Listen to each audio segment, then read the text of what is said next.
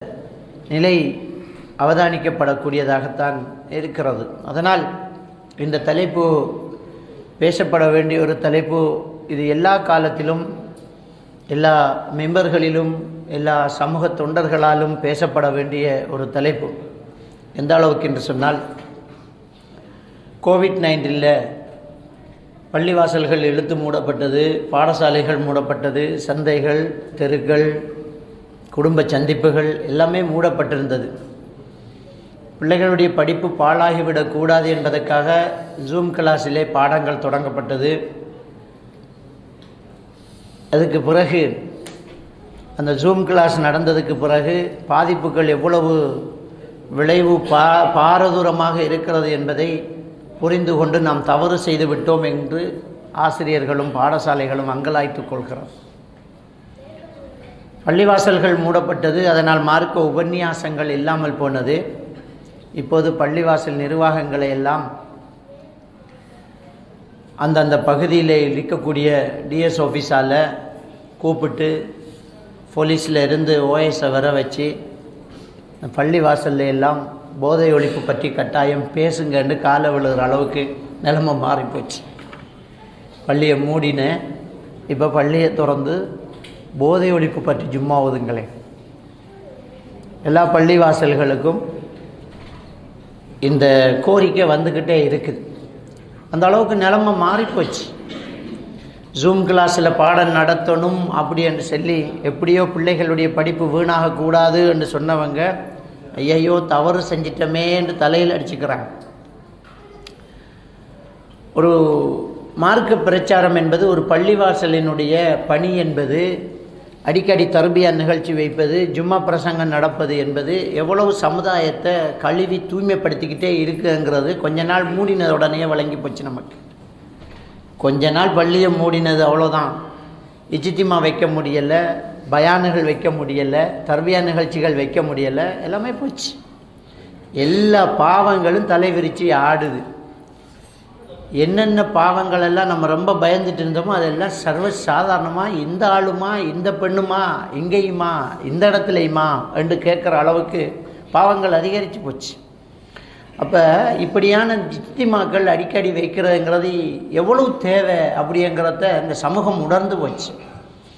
இப்போ நமக்கெல்லாம் மனசு எங்கேயாவது ஒரு பழையபடி ஒரு இஜ்திமா வைக்க மாட்டாங்களா, எல்லாரும் அப்படியே ஒன்றா போய் இருந்து கேட்டுட்டு வர ஆசையாக இருக்குன்னு சொல்கிற அளவுக்கு நிகழ்ச்சிகள் இல்லாமல் போச்சு. இப்போ தான் கொஞ்சம் கொஞ்சமாக இந்த இஜ்திமாக்கள் நடக்குது. இப்போ இந்த ஊரில் ஒரு இஜ்திமா நடக்கணுன்னா போண்டப்பா எவ்வளோ நாளாக போச்சு. அப்படியே போய் இருந்து ஒரு பயான் கேட்டு குடும்பத்தோடு போய் இருந்து ஒரு நிகழ்ச்சி கேட்டு எவ்வளவு நாளாக போச்சு அப்படின்னு கேட்குற அளவுக்கு இன்றைக்கி மனசெல்லாம் அப்படியே அதன் பக்கம் தேவைப்படுது.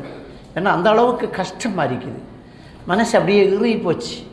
ரொம்ப ஒரு மனசு உடைஞ்ச நிலையில் நம்மெல்லாம் இருக்கிறோம். காலையில் எழுந்ததுலேருந்து தூங்கும் வரைக்கும் கேள்விப்படுற விஷயங்கள் எல்லாம் ரொம்ப ரொம்ப கவலைக்குரிய ஒரு விடயமாகி, என்னப்பா நடக்குது உலகத்தில், யார் என்ன செஞ்சுக்கிட்டு இருக்கிறாங்க, பேரண்ட்ஸ் என்ன செஞ்சுக்கிட்டு இருக்கிறாங்க, அதிகாரிகள் என்ன செஞ்சுட்டு இருக்கிறாங்க, ஊர் மக்கள் என்னத்தை பார்த்துக்கிட்டு இருக்கிறாங்க, என்ன நடக்குது அப்படின்னு சொல்கிற அளவுக்கு இன்றைக்கி பாவங்கள் கடுமையாயிட்டு இருக்குது. இப்போ நபிகள் நாயகம் ஸல்லல்லாஹு அலைஹி வஸல்லம் அவர்கள் சொன்ன அந்த கியாமத்து நாள் நெருங்கக்கூடிய அந்த முன்னறிவிப்புகள் இன்றைக்கு சர்வசாதாரணமாக நடந்துக்கிட்டு இருக்குது. பாவங்கள் அதிகரிக்குது. விபச்சாரங்கள் ரொம்ப அதிகரிச்சுக்கிட்டே இருக்குமா. வீதியோரங்களில் விபச்சாரம் நடக்கும். அந்த காலத்தில் இருக்கிற நல்லவர் என்ன செய்வார் தெரியுமா, என்னப்பா வீதியில் கொஞ்சம் ஓரமாக இருக்கக்கூடாதான்னு சொல்வார். அவர் செய்கிற தவா அன்னைக்கு அவ்வளோதான் முடியும், அதெல்லாம் தடுக்க முடியாது. ஓரமாக போங்கப்பான்னு சொல்கிறது தான் முடியும். அந்த அளவுக்கு பாவங்கள் அதிகரிக்கும், கொலைகள் அதிகரிக்கும், அகால மரணங்கள் அதிகரிக்கும், எல்லாமே நடந்துக்கிட்டு இருக்குது. எப்போ பார்த்தாலும் திடீர்னு நீங்கள் முதல் இருந்த காலத்துக்கு இப்போ உள்ள காலத்துக்கு உங்களுடைய மையவாடியை போய் பார்த்தா தெரியும் எத்தனை புது மையத்துக்கள் அடக்கப்பட்டுக்கிட்டு இருக்கு. ஒரே ஒரு மாதத்துக்குள்ளே ஒரு ஒரு ஒரு ஒரு 40க்கு 40 இடம் நிரம்பி போகுது ஒரு மாதத்தில். அந்த அளவுக்கு ஒவ்வொரு ஊருடைய மரண விகிதங்கள் அதிகரிச்சுக்கிட்டு இருக்குது. அகால மரணங்கள் சும்மா மகரிபு காய்ச்சிட்டு இருந்துட்டு போகிறார், காலையில் மௌத்தாமன்னு கேள்வி வருது. அப்போ இப்படியெல்லாம் நடந்துக்கிட்டு இருக்குது. நமக்குள்ள ஒரு பெரிய ஒரு மாற்றம் தேவைப்படுது.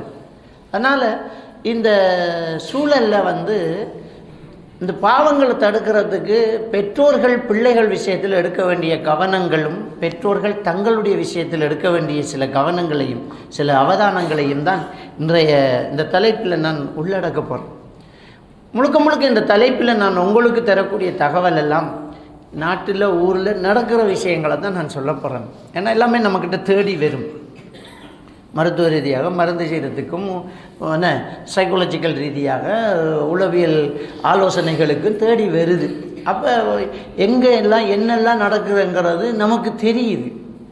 ரொம்ப ஒரு கவலைக்குரிய ஒரு விடயமாக இருக்குது. அதனால் என்ன நடந்துக்கிட்டு இருக்குது, என்ன காரணம் அப்படிங்கிறத நம்ம இன்றைய தலைப்பில் நம்ம பார்க்க போகிறோம். முதல்ல ஒரு விஷயத்தை நம்ம பார்க்கணும். என்னன்னு சொன்னால், இப்போ பேரண்ட்ஸ் பிள்ளைகளை திருத்தணும், பிள்ளைகளை ஒரு நல்ல ஒரு வழிமுறைக்கு கொண்டு வரணும் அப்படிங்கிறது தான் இந்த தலைப்புடைய நோக்கம் என்று நீங்கள் நினச்சிட்டு இருப்பீங்க. அதுதான் நோக்கம். அது அரைவாசிக்கு பிறகு தான் அதை பேசுவேன் நான். ஏன்னா பானையில் இருந்தால் தான் அகப்பையில் வரும். முதல் பானையை சரியாக்கும், பேரண்ட்ஸு சரியாக இருக்கணும், தாய் தகப்பன் நல்லா இருக்கணும். நம்ம என்ன சூழலில் இருக்கிறோம், என்ன நடந்துக்கிட்டு இருக்குது, அவன் பாவம், அந்த பிள்ளைகள் பாவம், அந்த பிள்ளைகள் என்ன சூழலில் இருந்து வளருது அப்படிங்கிறத நம்ம முதல்ல பார்க்கணும். ஏன்னா ஒரு விஷயத்தை நாங்கள் தெளிவாக புரிஞ்சு கொள்ளணும். என்னன்னு சொன்னால், ஒரு ஆளினுடைய மனது மாறுறதுக்கு முக்கியமான ஒரு காரணம் அவர்களுடைய சூழல். இதை இஸ்லாம் சொல்லுது. இப்போ நபிகள் நாயகம் ஸல்லல்லாஹு அலைஹி வஸல்லம் அவர்கள் இஸ்லாத்துக்கு வந்த ஆட்களை ஆரம்ப காலத்தில் இஸ்லாத்துக்கு வந்த உடனே சரி களிமா சொல்லிட்டு இல்லை, அங்கே இருந்து தொழுதுட்டு இருந்துக்கன்னு சொல்லலை. இங்கே வாங்க, ஒரு சூழல் ரொம்ப முக்கியம், இங்கே வந்துருங்கன்றாங்க. இங்கே வாங்க, ஒரு சூழல் ரொம்ப முக்கியம். இப்போ நமக்கு எல்லாருக்கும் தெரிஞ்ச ஒரு ஹதீஸ், புகாரியில் வரக்கூடிய ஒரு ஹதீஸ். ஒருத்தர் 99 கொலை செஞ்சிட்டார். இப்போ 99 கொலை செஞ்சுட்டு அவருக்கு ஒரு மனசில் ஒரு நம்ம தவறு செஞ்சிடமே, பாவம் பண்ணுறோமே பார்க்குறாரு. 99 பேரை கொலை பண்ணி வைக்கிறோமே அப்படின்னு ஒருத்தர்கிட்ட போய் கேட்குறாரு, எனக்கு தௌபா இருக்குதா, மன்னிப்பேன் அல்லாஹ் அப்படின்னு கேட்டோன்னா 99 கொலையா, இதெல்லாம் அல்லாஹ் மன்னிக்க மாட்டான்ட்டார். அவருக்கு இதெல்லாம் பெரிய பாவமாக தெரியுது. அவர் ஒரு ஆவி, இவர் கோபம் வருது, என்ன மன்னிக்க மாட்டானா, சொன்னவனை முதல் போட்டுறோன்னு அப்படியே அவனையும் கொலை செஞ்சுட்டார். 100 போச்சு. அப்படியே போய் இருக்கிறாரு. திரும்பவும் இவருக்கு மனசு வலிக்குது, ஐயோ கொலைக்கு மேலே கொலை பண்ணிட்டு இருக்கிறோமே அப்படின்னு ஒரு ஆலிமுக்கிட்ட போகிறார். அல்லாஹ் என்ன மன்னிப்பானா, என்ன ஏன் மன்னிக்காம, அல்லாஹ் இறக்கம் உள்ளவன், அல்லாஹ் கருணை உள்ளவன், கண்டிப்பாக அல்லாஹ் மன்னிப்பான். ஆனால் அந்த ஆலிம் மன்னிப்பான் அல்லாஹ் என்று சொல்லிட்டு மட்டும் விடலை, நீங்கள் கண்டிப்பாக உங்கள் இடத்த மாற்றணும் அப்படிங்கிறார். நீங்கள் அங்கேயே இருந்தால் அந்த பாவம் நடந்துக்கிட்டே இருக்கும். ஒரு ஆள் தவறு செய்கிறதுக்கு சந்தர்ப்ப சூழ்நிலைகள் ஒரு முக்கியமான ஒரு காரணம். ஒரு ஆள் தவறு செய்கிறதுக்கு சூழல், சந்தர்ப்ப சூழ்நிலைகள் ரொம்ப பெரிய ஒரு காரணமாக இருக்குது. வெட்கம் ஈமானில் பாதி என்று ஸல்லல்லாஹு அலைஹி வஸல்லம் அவர்கள் சொல்லி காட்டுறாங்க. வெட்கம் ஈமானில் பாதி, அல் ஹயா ஷுஅபத்து மினல் ஈமானுங்கிறாங்க. ஈமானில் ஒரு பகுதி தான் வெட்கம்ங்கிறாங்க. ஒரு மனிதன் தவறு செய்யாமல் இருக்கிறதுக்கு இந்த வெட்கமும் சந்தர்ப்ப சூழ்நிலையும் ரொம்ப முக்கியமாக இருக்குது. ஏன்னா நபிகள் நாயகம் ஸல்லல்லாஹு அலைஹி வஸல்லம் அவர்கள் சொல்லும்போது, உனக்கு வெட்கம் இல்லாட்டி விரும்பினத்தை செய்ய அப்படிங்கிறாங்க. வெட்கம் இல்லாட்டி விரும்பியத்தை செஞ்சுட்டு போ அப்படிங்கிறாங்க. வெட்கப்படணும் ஒரு மனுஷன், நம்ம பாவம் செய்யறோமேன்னு வெட்கப்படணும். அதை இன்றைக்கி நம்ம பார்க்கலாம். இன்றைக்கு ஒரு ஆள் தவறு செய்யாமல் இருக்கிறார் என்றால் 2 காரணம். ஒன்று, அவர் சமூகத்துக்கு பயப்படுகிறார், அப்படி என்றால் வெட்கம். ஊரலகம் என்ன சொல்லு, நம்ம எப்படிப்பட்ட குடும்பம், நம்முடைய பதவி என்ன, அந்தஸ்து என்ன, ஆக்கள் என்னத்தை சொல்லுவாங்க, அப்படி என்று ஒரு வெட்கத்தால் ஒரு ஆள் தவறு செய்யாமல் இருக்குது. இன்னொன்று, அவருக்கு வாய்ப்பு கிடைக்கல, சந்தர்ப்பம் கிடைக்கல. சந்தர்ப்பம் கிடைக்காதனால அவர் தவறு செஞ்சுக்கிட்டு இருக்கிறார். இல்லைங்களா?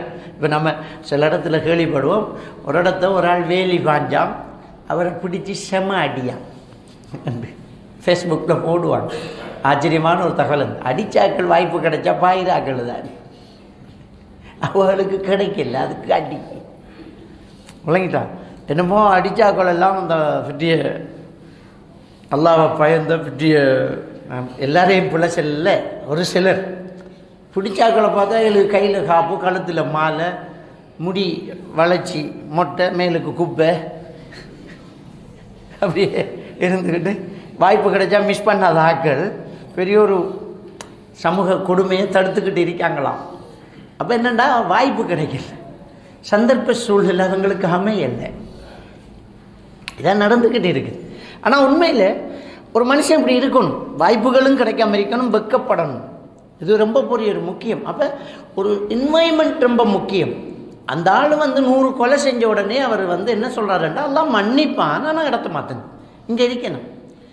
இந்த ஆட்கள் உங்களை தவறாக உங்களை தப்பு செய்ய தூண்டுறாங்க, உனக்கு கோபத்தை தூண்டுறாங்க, உனக்கு போட்டுடுறா அப்படின்னு சொல்கிறாங்க.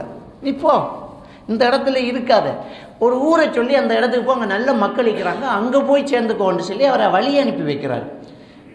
எனவே ஒரு முக்கியம் சூழல். அப்போ ஒரு பிள்ளை நல்லா வளரணுமெண்டா அந்த சூழல் ரொம்ப முக்கியமாக இருக்கணுமே. அந்த பெற்றோர்கள் ரொம்ப, அந்த வீடு இஸ்லாமிய வீடாக இருக்கணும், வீட்டில் நல்ல இஸ்லாம் இருக்கணும், தாய் தகப்பன்ட்ட இஸ்லாம் இருக்கணுமே. அதான் அந்த பிள்ளைகளை மாற்றும். இந்த பிள்ளைகள்கிட்ட இருக்கிறது போல கற்றல், பிள்ளைகள்கிட்ட இருக்கிறது போல கற்றல். போல கற்றல் என்ன, பாப்பா அம்மா என்ன செய்கிறாங்களோ அந்த வழியில் என்ன செய்வாங்க, செஞ்சுக்கிட்டு இருப்பாங்க. அதை நபிகள் நாயகம் ஸல்லல்லாஹு அலைஹி வஸல்லம் அவங்க அவ்வளோ துல்லியமாக சொல்லிட்டாங்களே. குல்லு மௌலுதின் யூலது அலல் ஃபித்ரா, எல்லா குழந்தைகளும் பிறக்கும்போது உண்மையை சரியானதை ஏற்றுக்கொள்ளக்கூடிய தெளிவான நல்ல மனநிலையில் பிறக்கிறார்கள். அதான் ஃபித்ராங்கிறது. அது அந்த உண்மையை உண்மையாக ஏற்றுக்கொள்ளக்கூடிய மனநிலை, அதான் ஃபித்ரா. அந்த மனநிலையோடு தான் எல்லா பிள்ளைகளும் பிறக்குது. இன்னமா யுஹவ்விதானி அவ் யுனஸிரானி அவ் யுமஜ்ஜிசானி வாலிதா, அவரை யூதராக கிறிஸ்தவர்களாக நெருப்பு வணங்கியாக மாற்றுறது பெற்றோர்கள் தான் நினைக்கிறாங்க. அப்போ சூழல் முக்கியம். அப்போ பிள்ளைகளை வச்சுக்கிட்டு நம்ம எப்படி நடந்துக்கிறோம், பிள்ளைகளை வச்சுக்கிட்டு நம்ம என்ன பேச்சு பேசுகிறோம். இப்போ நாம் சொல்கிற பிள்ளைகள் கெட்ட வார்த்தை பேசுது, கெட்ட வார்த்தை பேசுதுண்டு.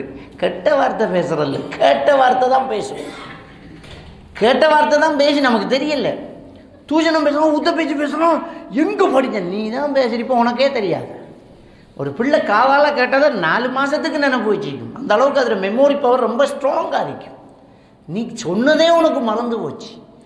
ஒரு ஆள் என்ன இமோஷனில் என்ன மனவெழுச்சியில் ஒரு வார்த்தையை பேசுகிறாரோ அதே இமோஷன் அவருக்கு ஏற்படும் போது அந்த வார்த்தை ஆட்டோமேட்டிக்காக வரும். அதான் பிள்ளைகளுடைய மெமோரி பவர் அவ்வளோ பெரிய பவர்ஃபுல். ஒரு மொழியை பேசுது பிள்ளை, பிறக்கும்போது என்ன தமிழ் தெரிஞ்சுக்கிட்டு பிறக்குதா? வெள்ளைக்காரனுக்கு பிறந்தா இங்கிலீஷ் பேசுது, டச்சு பேசுது, ஃப்ரான்ஸ் பேசுது. என்ன நமக்கு பிறந்தோடனே தமிழ் பேசுது, அங்கே சிங்களம் பேசுது, இங்கிலீஷ் பேசுது. எப்படி நம்ம பேசுகிறத கேட்டுக்கிறீங்க, அவ்வளோதான். என்ன அது எவ்வளோ பெரிய ஒரு விஷயம். மடியில் படுத்துக்கிட்டு தாய்ப்பால் கொடுக்கும்போதே மொழியை கற்றுக்கிட்டு இருக்குது. அந்த அளவுக்கு அதனுடைய செவிப்புலன் ஸ்ட்ராங், அதனுடைய ஞாபக சக்தி ஸ்ட்ராங். அதனால தான் அது கேட்ட வார்த்தை பேசுது, கெட்ட வார்த்தை பேசலை. அப்போ நாம் எப்படி இருக்கணும், அந்த பிள்ளைகளுடைய சூழலை முதல்ல சரியாக அமைச்சு கொடுக்கணும். பெற்றோர்கள்ட்ட இஸ்லாம் இருக்கணும். இஸ்லாம் இருந்தால் தானே பாப்பாவே போய் இந்த என்ன கட்ஸ் அதுக்கு பேர் வளர்ச்சி அப்படியே மொட்டையாக வெட்டி மேலுக்கு முடியை வச்சுக்கிட்டு வாராருன்னா மற பிள்ளை போய் வெட்டுறதுக்கு என்ன பிரச்சனை? அன்றைக்கி சலுங்கடையில் முடி வெட்டுறதுக்கு போயிட்டு இருக்கேன், ஒரு 3 வயசு பிள்ளைய கொண்டாந்து அந்த கட்டை வெட்ட சொல்கிறான். அவன் அந்த பிள்ளைக்கு நபிகள் நாயகம் ஸல்லல்லாஹு அலைஹி வஸல்லம் அவர்கள் தடுத்த கட்டாது, தடுத்தாங்க. நஹா ரசூலுல்லாஹி ஸல்லல்லாஹு அலைஹி வஸல்லம் அனில் கஸ்ஸங்கிறான். கஸ்ஸங்கிற ஒரு பக்கத்தை சிரைச்சி ஒரு பக்கத்தை வைக்கிறது, அது ரசூல்லா தடுத்தது. அப்போ ரசூல்லா தடுத்த ஒரு ஸ்டைலை இன்னைக்கு சர்வசாதாரணமாக செஞ்சுக்கிட்டு இருக்கிறோம் நாம். அதை மார்க்க பெரியார்கள் சொல்கிறாங்களா இல்லையான்னு தெரியல. பாப்பாவும் அப்படித்தான், பிள்ளைகளும் அப்படித்தான், குடும்பமும் அப்படித்தான்டா. அது எப்படி, அது அனுமதி இல்லையே, அது செஞ்சுக்கிட்டு இருக்கிறோம். அப்போ சூழல் எப்படி மாறும்? நாமளும் அப்படி செஞ்சால் பாங்கு சொல்லும்போது நாமளே டிவியில் உட்காந்துக்கிட்டு இருந்தால், நம்ம வீட்டில் அலாதியாக கதைச்சிக்கிட்டு இருந்தால் அவன் எப்படி பள்ளிக்கு போவான்? அந்த பிள்ளைகள் வளரும் போதே பாங்கு சொன்னால் பாப்பா பள்ளிக்கு எழும்பிட்டு போவார், நேரம் வந்தால் உம்மா எழும்பி முசல்லாவுக்கு போவாங்கிறது அந்த பெண் பிள்ளைகளுக்கு தெரியணும். பாப்பா பள்ளிக்கு போவார் அப்படிங்கிறது அந்த ஆம்பளை பிள்ளைகளுக்கு தெரியணும். அப்போ அதுக்கு தொழுக ஒரு கஷ்டம் இல்லை. இன்றைக்கி என்ன சூழ்நிலை? தொழுகிறான் இல்லை, இவன் தொழுகிறான் இல்லை, அவனுக்கு தொழுக கஷ்டமாக இருக்கு. ஏனென்றா தொழுகையை நாம் ஈஸியாக காட்டல்ல, தொழுகைங்கிறத ஒரு சிம்பிள் ஆக்கல்ல நாம். இப்போ நபிகள் நாயகம் ஸல்லல்லாஹு அலைஹி வஸல்லம் அவர்கள் என்ன சொன்னாங்க? நம்ம எல்லாரும் ஹதீஸை கேட்குறோம். 7 வயதில் தொழுகையை கொண்டு ஏவுங்கள், 10 வயதில் தொழுகையை கொண்டு அடியுங்கள். அந்த அடி மட்டும்தான் நமக்கு தெரியுது. அடிக்க சொன்ன ஆரம்பத்திலேயே இல்லையே, 7ல் சொல்லி 8ல் சொல்லி 9ல் சொல்லி 10ல் அடி என்றால் 3 வருஷம் சொல்லி கேட்காம இருக்குமா நம்மளோட பிள்ளை? கேட்காம இருக்காது. அப்போ அடிக்கிற வேலை இருக்காது. அடிக்கிற வேலைங்கிறது ஒன்று இருக்காது. அப்படியே இருந்தால் அடிச்சுத்தான் செய்யணும்ன்றா செஞ்சே ஆகணும். அப்போ இந்த 1,00,000ல் 1 தான் அடி வாங்குகிற பிள்ளையாக வரும். ஏன்னாண்டா 7 வயசில் சொல்லி 8 வயசில் சொல்லி வருஷக்கணக்காக சொல்லி வேறு காலத்தால் சொல்லி பின்னரம் அடி இல்லை. 1 வருஷத்துக்கு சொல்லி 3 வருஷத்துக்கு செல்லணும். அப்போ 1 வருஷத்துக்கு 365 நாள்னா 365 தர 5. அப்போ பாருங்கள் 1500 வக்துக்கு மேலே போகுது. அவ்வளோ நாளைக்கு சொல்லணும். மகரிக்கு சொல்லணும், மர ஐஷாவுக்கு சொல்லணும், சுபவுக்கு சொல்லணும், மர லோருக்கு சொல்லணும், அசருக்கு சொல்லணும். சில பேரன் சொல்லுவாங்க தொழுறான், ஆனால் ஒவ்வொரு நேரமும் தொலைச்சென்னா தான் தொழுவான். சொல்லு, அதானே நம்பி சொன்னது. சொல்லு, அது என்ன இருக்கு? அந்த வயசு அப்படித்தான். ஆனால் 10 வயசு பிறகு தொலை சொல்லி தொலைப்படாது. அவனாக போய் தொழணும். ஆனால் கண்டிப்பாக தொழுவான். அப்போ பேரண்ட்ஸ் அந்த விஷயத்தில் கவனம் செலுத்தணும். பிள்ளை பிறந்து எழும்பி நடக்கிறதுக்கு முன்னையே எந்த மொண்டசரியில் சேர்க்குறேன்னு அப்ளிகேஷன் ஃபார்ம் எடுத்து வச்சாச்சு. ஏண்டா வார வருஷம் அது கொஞ்சம் இங்கிலீஷ் நேசரி ஃபார்ம் கிடைக்காது லேசில். இப்போவே யாரையாலும் பிடிச்சி ஃபார்ம் எடுக்கணுமெண்டு ஃபார்ம் எடுத்தாச்சு. நல்ல இங்கே உங்களோட பிள்ளைய விரும்பிட்ட நேசரில் சேருங்க, அது எவ்வளோ வேண்டாலும் கட்டுங்க, அதை பற்றி பிரச்சனை இல்லை. நான் கேட்குறேன், அதுக்கு எடுக்கிற அக்கறை மற்றதுக்கு எடுக்கலையே ஏன்? ரெண்டாவது பொறுமை தெரியல.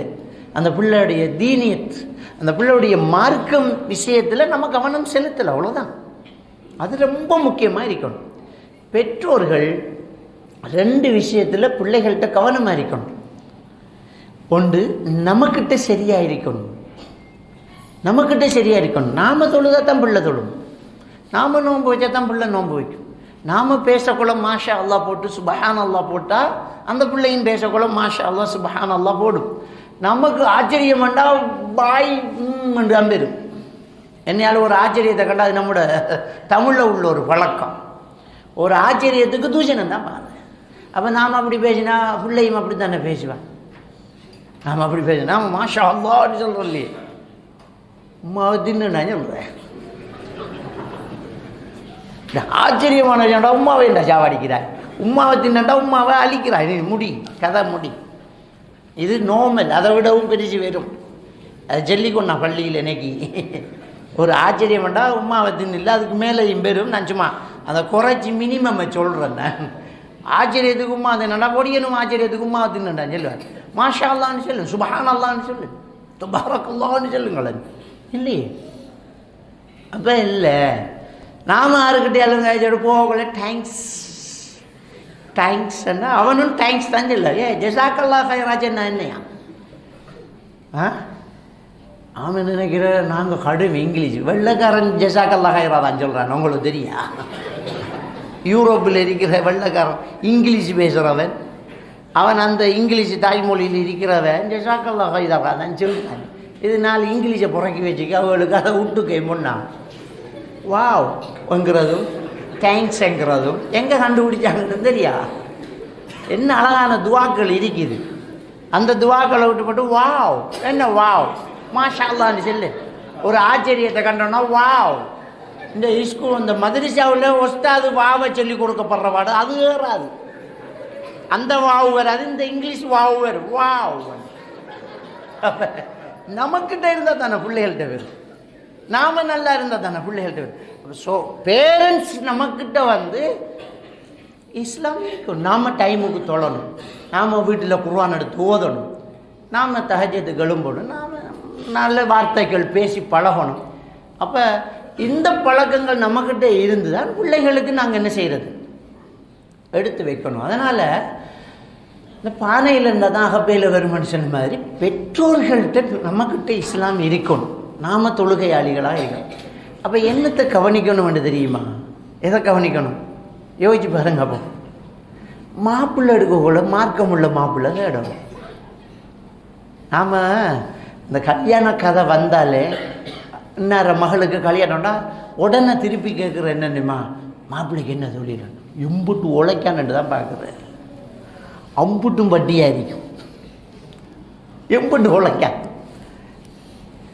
அடையாப்பா இன்றைக்கு வசதிக்காரனாக இருக்கிறவன் நாளைக்கு நடு ரோட்டில் நிற்பான். இது பெரிய வேலை இல்லை. இன்றைக்கு ஒன்றும் இல்லாமல் இருக்கிறவன் நாளைக்கு நல்ல வசதியாக இருப்பான். அல்ல ரிசுக்கு எழுதியிருக்கான். எழுதின ரிசுக்கு குறையவே குறையாது. நம்ம கல்லாக்கத்தில் ஈமான் கொண்டிருக்க மெலுவா 6 விஷயத்தை ஈமான் கொண்டு தான் இஸ்லாத்துக்குள்ளே வந்திருக்கும். அல்லாவை கொண்டு, மலக்குமார்களை கொண்டு, வேதங்களை கொண்டு, ரசூல்மார்களை கொண்டு, மறுமை நாளை கொண்டு, விதியை கொண்டு. அந்த விதி என்ன? ஒமாமின் தாப்பத்தின் ஃபில்லர்து இல்லை அலல்லாஹி ரிசுக்குஹா. இந்த உலகத்தில் உள்ள ஒவ்வொரு உயிருக்கும் ரிசுக்கு பொறுப்பு அல்லாஹ் எடுத்துட்டான். இது விதி. நமக்கு ரிசுக்கு பொறுப்பு அல்லாஹ் எடுத்துட்டான். அது இணைஞ்சாலும் உனக்கு எழுதினதான் கிடைக்கும். உனக்கிட்ட கோடி கோடியாக கொட்டி கிடந்தாலும் இன்றைக்கு உனக்கு ஒன்றும் இல்லாட்டி இறங்காது. தொண்டையை அடைச்சிடும். காய்ச்சல் திங்கொன்னா மாமா ஒரு கரண்டி ஏழாமனே சொல்லிடுவேன். ஏழானா உனக்கு எழுதில்லை போ. ஆனால் உனக்கு எழுதி இருந்தா கதவை தட்டி சகன் வந்து இறங்கும். வீட்டை கல்யாணம் நின்னாங்க நினச்சி பார்த்துருக்க மாட்டோம். நமக்கு வழியே இல்லாமல் இருக்கும். கோழி பொரியல் வந்து நிற்கும், ஆட்டுக்கறி வந்து நிற்கும். எப்படியாது எல்லாம் எழுதினது கிடைக்கும். அப்போ இந்த ஒரு நம்பிக்கை இல்லாமல் காசு மட்டும்தான் நம்ம பார்க்கமே தவிர மார்க்கத்தை பார்க்க மாட்டேங்கிறோம். அல்லாஹ்வுடைய தூதர் ஸல்லல்லாஹு அலைஹி வஸல்லம் அவங்க சொன்னது ஃபல்வர் பிதாத்தி தீன். மார்க்கம் உள்ளதை பார்த்து திருமணம் முடித்து வெற்றி பெற்றுக்கொண்டாங்க. இப்போ பொண்ணு எடுக்க போனால் அங்கே மார்க்கத்தை பார்க்குறல்ல, அவருக்கு பியூட்டியாக இருந்ததை பார்க்குறார். அல்லது அந்த குடும்பத்தில் கொஞ்சம் காசு பணம் எல்லாம் ட்ரிக்ஸ் சீதனம் எடுக்கிறல்ல. ஆனால் உள்ளது மறுபிள்ளை இருக்கிற இடத்த நல்ல தேவையில்லைன்றாலும் விதி அவருக்கு தானே. இது ஒரு பெரிய ஒரு தந்திரம். அது ஒன்றும் தேவை ரெண்டு வாட்டி கொஞ்சம் பேர் டெம்பரியாக இருக்கிற 5 பிள்ளையார் பிறந்துடும். இன்னொன்று டெம்பரி தானே. அவர் நாங்கள் ஒன்றும் இல்லை, கொஞ்ச நாளைக்கு உங்களோட வீட்டை இருந்துக்கிட்டு வீட்டை கட்டிக்கு பீத்துருவேன். 2 கல்யாணம் முடிச்சு எனக்கு கோல் எடுக்காங்க. அசரத்தை நீங்கள் அங்காவின்னு எழுதினு சீதனம் எடுக்கப்படான்ட்டு பயாமானி எழுதி விட்டா ஓ இன்னும் ஒழுங்குறாரு இல்லை போகிறாரு இல்லை பிள்ளைக்கு மஞ்சா போச்சான்ட்டு இப்படி வந்து ஊசும்புறான். அந்த காஜ் இருக்கிற இடத்த கல்யாணம் பண்ணுறேன். அல்லது அவருக்கு கொஞ்சம் அழகாக பனைமரத்தில் கிளி நடந்த மாதிரி நடந்திருப்பாள், அதுக்கு போய் கல்யாணத்தை பண்ணுறோம். மார்க்கம் இருக்கான்னு கேட்டால் இல்லை. அதுக்கு பிறகு தலையை சொரிஞ்சு அரைவாசி மொட்டையாக பீத்துரும். என்னண்டா அழகு என்னத்துக்கு முடிஞ்சு, அழகு எல்லாம் அனுபவிச்சு முடிஞ்சு எல்லாம் முடிஞ்சு. இப்போ அவள் வாயை கிட்டொன்னா மெருக்கி வீட்டை தங்கொன்னா மெருக்கி வந்துக்கிட்டு ஆயத்தை குறிச்சி ஒதுக்கி பக்கத்தில் படுக்கிற பயமாக இருக்கு. ஒவ்வொருத்தருக்கும் பொண்டாட்டி பக்கத்தில் படுக்க ஆயத்தை குறிச்சி ஒதுக்கி படுக்கிற அந்த அளவுக்கு நிலைமையாக போச்சு. அப்போ மார்க்கத்தை பார்த்து கல்யாணம் பண்ணியிருந்தா அப்போ ரசூலுல்லாஹி ஸல்லல்லாஹு அலைஹி வஸல்லம் அவங்க சொன்னது ஃபல்வர் பிதாத்தி தீன். மார்க்கம் உள்ளதை பார்த்து கல்யாணம் பண்ணி. அப்போ பாப்பா கிட்ட உமா கிட்ட மார்க்கம் இருந்தால் பிள்ளைக்கிட்ட மார்க்கம் பெறும். இப்போ நாம் செய்கிற தவிர என்னண்டா மாப்பிள்ளை பார்க்கக்கொள்ள தொழிலை மட்டும் பார்க்கமே தவிர என்ன கொள்கைன்னு தெரியும். அவனுக்கு பள்ளிக்குள்ளே என்ன கலர் பெயிண்ட்னு தெரியாமல் இருக்கு. உள்ளுக்கு போனால் தானே உள் கலர் தெரியும். இப்போ வெளிக்கலர் தான் தெரியுது. இங்கே வந்தது போனால் ஏசியும் போட்டிருக்கேன் என்ன பள்ளிக்குள்ளே தெரியும், இல்லாட்டி தெரியா. அப்போ முதல்ல அக்கீதா என்ன, சில ஆட்களுக்கு கல்யாணம் முடிச்சதுக்கு பிறகு தான் தெரியும் ஆள் ஷியாண்டு. எதுனா நடந்துட்டு நம்ம ஊர்லேயே நடந்துட்டேன். இந்த ஊர்லேருந்து எனக்கிட்ட ஒரு கேஸ் வந்துச்சு. கல்யாணம் முடிச்சு பிள்ளையும் பிறந்தது பிறகு தான் தெரியும் ஆஜியார் ஷியாண்டு. இப்போ என்ன செய்ய, நான் என்ன டிவோர்ஸ் பண்ணுங்க, வேறு வழி இல்லை. புள்ள பாட்டுக்கு இருக்குமே, பிள்ளைய டிவோர்ஸ் பண்ண தேவையில்லையே, புரிஞ்சனை மட்டும் டிவோர்ஸ் பண்ணுங்க. ஏன்னா காவிரை வாழையெல்லாம் அது மாதிரி அத்வைதம் பேசுகிறாக்களெல்லாம் இருக்கானுங்க. கல்யாணம் முடிச்சது பிறகுதான் தெரியும் அத்வைதம் உண்டு. எல்லா இடத்துலையும் அல்லா, எல்லாத்துலேயும் அல்லா, நானும் அல்லா, நீயும் அல்லா, சீனியும் அல்லா, பருப்பும் அல்லா, இறைச்சும் அல்லான்னு சொல்லவெல்லாம் இருக்கான். எல்லாம் அல்லா, எல்லாத்துலேயும் அல்லாண்டு இந்த ஞானம் பேசுகிறவன் எல்லாம் இருக்கா. இந்த ஹிந்துக்கள் சரிய கிரிகை யோகம் ஞானம்னு சொல்கிற மாதிரி ஷரியத்து தரிக்கத்து ஹக்கிக்கத்து மாறிவத்து பேசுகிறான். காக்கை குருவி எங்கள் ஜாதி, நீள் கடலும் மலையும் எங்கள் கூட்டம், கேளிராட்டம் எங்கள் நோக்கி நாம் அன்றி வேறு இல்லை என்று அத்வைதம் பேசுகிறான் அவன். கல்யாணம் முடிச்சதுக்கு போகிறோம். இதெல்லாம் எங்கேருந்து வந்துச்சு? கொள்கையை பாரு முதல்ல, அவன் எப்படிப்பட்டவனுங்கிறத பாருங்கள், மார்க்கத்தை பாருங்கள். அப்போ மார்க்கத்தை பார்த்து மார்க்கம் உள்ள மாப்பிள்ளையாக மார்க்கம் உள்ள பெண்ணாக கல்யாணம் பண்ணிக்கிட்டோம்டா இப்போ குடும்பத்தில் இஸ்லாம் இருக்கும். இப்போ நம்ம கல்யாணத்துக்கு ஒருத்தர் துவா என்ன, பாரக்கல்லாஹு லக்க வ பாரக அலைக்க வ ஜமஅ பைனகுமா ஃபில் கைர், அதான துவா. அல்லாஹ் உங்களுக்கு அருள் செய்வானாக, உங்களை சூழவும் அல்லாஹ் அருள் செய்வானாக, உங்கள் 2 பேரையும் நிலவில் ஒன்று சேர்த்து வைப்பானாக. நல்லதில் தான் புருஷன் பொண்டாட்டி ஒத்துமைப்படணும். ஒரு ஆள் காசு கொஞ்சம் தேவை காப்பத்தாண்டு கேட்டோன்னா கொடுக்கப்படா காப்பா பொண்டாட்டி, புருஷன் கேட்காரண்டோடு கொடுக்குறா, இதுக்கு ஒத்து போப்படா. வித்துடுன்னா அடகு வைக்க தர மாட்டேன் வட்டி என்று சண்டை பிடிக்கணும். நலவில் தான் ஒன்று சேர்க்கணும். கல்யாண துவாவே அதுதான். நலவில் தான் நீங்கள் ஒன்று சேரணும். பிரச்சனை படணும் எதில்? பாவத்தில் சண்டை தான். பொண்டாட்டி தவறு செஞ்சால் புருஷன் திருத்தணும், புருஷன் தவறு செஞ்சால் பொண்டாட்டி திருத்தணும். அப்போ தான் அந்த அடுத்தது அவங்களுடைய ஜெனரேஷன் அந்த இடத்துல நல்லா வளரும். அப்போ இதில் என்ன நடந்திருக்கு பாருங்க. ஒரு வீட்டில் ஒரு தாய் தகப்பன்ட்ட இஸ்லாம் இருந்த தன்னை பிள்ளைக்கு இஸ்லாம் பண்ணாங்க. தாய் தகப்பனை சேர்த்து விடும்போதே இஸ்லாத்தை தேடி எடுக்கணும். நம்ம ஆட்கள் சொல்கிற என்னண்டா, நல்ல பொண் கொள்கை தான் அப்படி, ஆனால் திருத்தலாம். நீங்கள் திருத்துற ரசூலுல்லாவுக்கு சாச்சாவை திருத்தலாம் வச்சு நீங்கள் பொண்டாட்டியை திருத்துற. லூத்து நபிக்கு பொண்டாட்டியை திருத்தம்னா போய்த்து, நூஹு நபிக்கு மகனை திருத்தம்னா போய்த்து, ரசூலுல்லாவுக்கு சாச்சாவை திருத்தலாம் வச்சு உங்களுக்கு பொண்டாட்டியை திருத்தலாம், உங்களை பொண்டாட்டிக்கு புருஷனை திருத்தலாம். என்ன இந்த திருந்துவார் அதை திருத்தலாம். அது சின்ன விஷயம். தொழுக மட்டும் இல்லையா, அது தொழுவார். மற்றது அந்த கல்யாணம் கட்டியவர்கள அவர் கொஞ்சம் அதை இதை பாவிக்கிற அதை விட்டுருவேண்டாம். விட்டுருவார் அவர். நீங்கள் நம்பிக்கிட்டீங்க அவர் விடுவார். இதெல்லாம் கதை சரி வராது. கல்யாணம் பண்ணக்குள்ள சிகரெட்டு கொஞ்சம் குடிக்கிற விட்டுருவாருங்கிறது. விட்டாலும் அவனுக்கு பிரச்சனை வரக்குள்ள அதெல்லாம் போய் கை வைப்பான். விட்டான், ஆனால் இப்போ கொஞ்சம் டென்ஷன் அடிக்கின்ற அடிப்பான். இந்த தூள் அடித்து திருந்தினது அப்படியே அவர் சொல்கிறது. திருந்தினாவும் நல்லந்தான், திருந்தினு சொல்கிறது இருக்கே நம்ப இல்லாது. அப்போ இப்படி அந்த திருத்தெல்லாம் என்றெல்லாம் போப்படா. கரெக்டாக இருக்காரா, பள்ளிக்கு போகிறாரா, தொழுகிறாரா, மார்க்கம் இருக்கா, ஈமான் இஸ்லாம் இருக்காண்டு பார்த்து கல்யாணம் பண்ணிட்டோம்டா நாம் நல்ல ஒரு சூழலை அந்த வீட்டுக்குள்ளே உருவாக்கலாம். அப்போ அப்படி இருந்து பிள்ளைகளை நாங்கள் என்ன செய்யணும்? வளர்க்கணும். பிள்ளைகளை அந்த அடிப்படையில் நம்ம என்ன செய்யணும்? வளர்க்கணும். அப்போ ஃபஸ்ட்டு நமக்குள்ள அக்கீதா சரியாக இருக்கணும். மார்க்கம் இருக்கு, வேறு மார்க்கம் என்று இருக்கப்படா. நமக்கிட்ட அக்கீதா இருக்கணும். அதுக்குள்ளே நம்ம என்ன செய்யணும்? உருவாக்கணும். இன்றைக்கி எந்த அளவுக்கு போகுதுன்னு சொன்னால், நேற்று கூட ஒரு பிள்ளையை கூட்டிகிட்டு வராங்க. ஒரு பெரிய படிப்பு நான் சொல்ல விரும்பலை, ஊரையும் பேரை, நம்மளுக்கு மகனம் தான், நம்முடைய ஏரியா தான். என்ன சொல்கிறாங்கன்னு சொன்னால், பெரிய டிவிகேட்டான ஒரு பிள்ளை, பெரிய ஜொப்பில் இருக்குது அந்த பிள்ளை. ஒரு முஸ்லீம் இல்லாத ஒரு சகோதரர் கட்டினா அவரைத்தான் கட்டுவேன்னுட்டு நிற்கிது. அப்போ எப்பொழுது அந்த ஈமான் எப்படி இருக்குதுன்னுப்பாங்க. அவங்க இனி என்னெல்லாம் செய்யலாம செஞ்சு சொல்லி கிள்ளி பார்த்துட்டாங்க. ஒத்த முடிவு வேண்டாம். அவளுக்கு சட்டம் தெரியும். வயசு 21, 18 வயசுக்கு மேலே நீங்கள் என்ன கை வைக்கலாம். இது எந்த இஷ்டம். எனக்கு உம்மாவா பகாக்கா ஒன்றும் தேவையில்லை. எனக்கு அவன்தான் தேவை, எனக்கு அவன்தான் பெருசு ரெண்டுக்கிட்டு பிள்ளை நிற்கிது. கொண்டு வராங்க. கொஞ்சம் இதுக்கு ஒரு கவுன்சிலிங் கொடுங்க. மாஷா அல்லாஹ் மாறிட்டாள். நான் அவளுக்கிட்ட சொன்னது, சரி உனக்கு அவன் தேவை, சரி ஒரு விஷயத்தை யோசிப்பார். உனக்கு மட்டும் நீ புருஷனை தேடலை, உண்ட பிள்ளைகளுக்கு வாப்பாவை தேடுறாய். உண்ட பிள்ளையை எக்ஸப்ட் பண்ணுமா இப்படி ஒரு வாப்பாவை? எங்கள் வாப்பா முஸ்லீம் இல்லை, எங்களோட உம்மா முஸ்லீம், ஏற்றுக்கொள்ளுமா உண்ட பிள்ளை? அந்த பாயிண்டில் தான் அவன் நின்றான். நம்ம யோசிக்க மாட்டேங்கிறோம். அதுக்கு மதம் இல்லை, ஜாதி இல்லை, அதெல்லாம் அப்படின்னு 4 கவிதையும் பாட்டையும் படத்தையும் எடுத்து பிடிச்சிக்கிட்டு நாம் குஃபுரில் இருக்கிறோம். நம்ம இஸ்லாத்தில் இருந்துக்கிட்டு இஸ்லாம் இல்லாத ஒன்றை கைப்பிடிச்சா நாம் பேருக்குத்தான் முஸ்லீம், நாம் முஸ்லீமே இல்லை, குஃபுரில் இருக்கிறோம். அது ஜினா, விபச்சாரம்.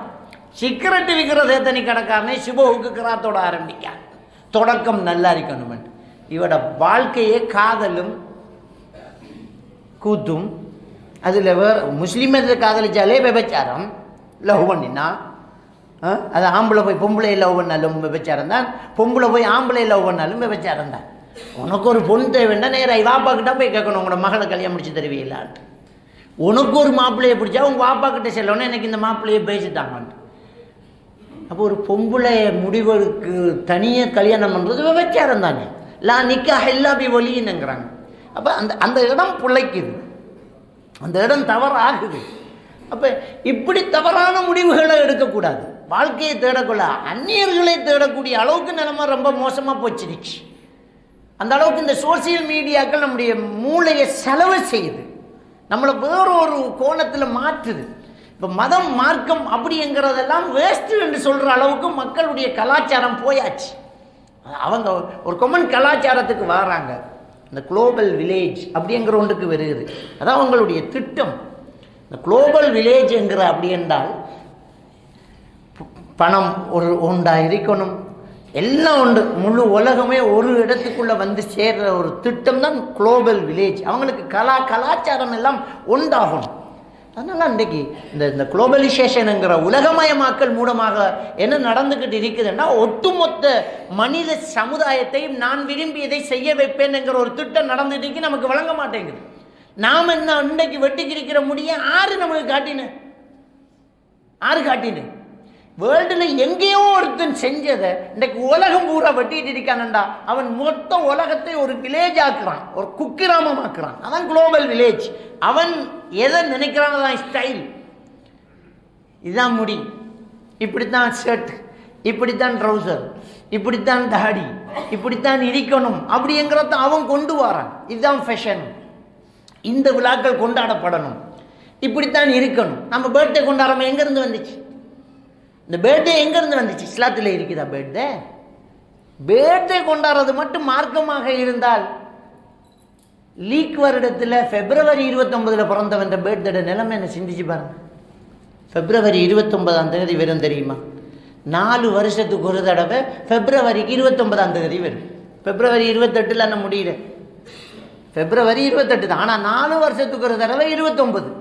அப்போ பர்த்டே கொண்டாடுறது மார்க்கமாக இருந்தால் 29 பிறந்தவன் 4 வருஷத்துக்கு ஒரு தடவை பர்த்டே கொண்டாடும். இது என்ன நியாயம்ன்றது? அவனுக்கு 4 வருஷத்தில் ஒன்று, இவனுக்கு வருஷத்தில் ஒன்று.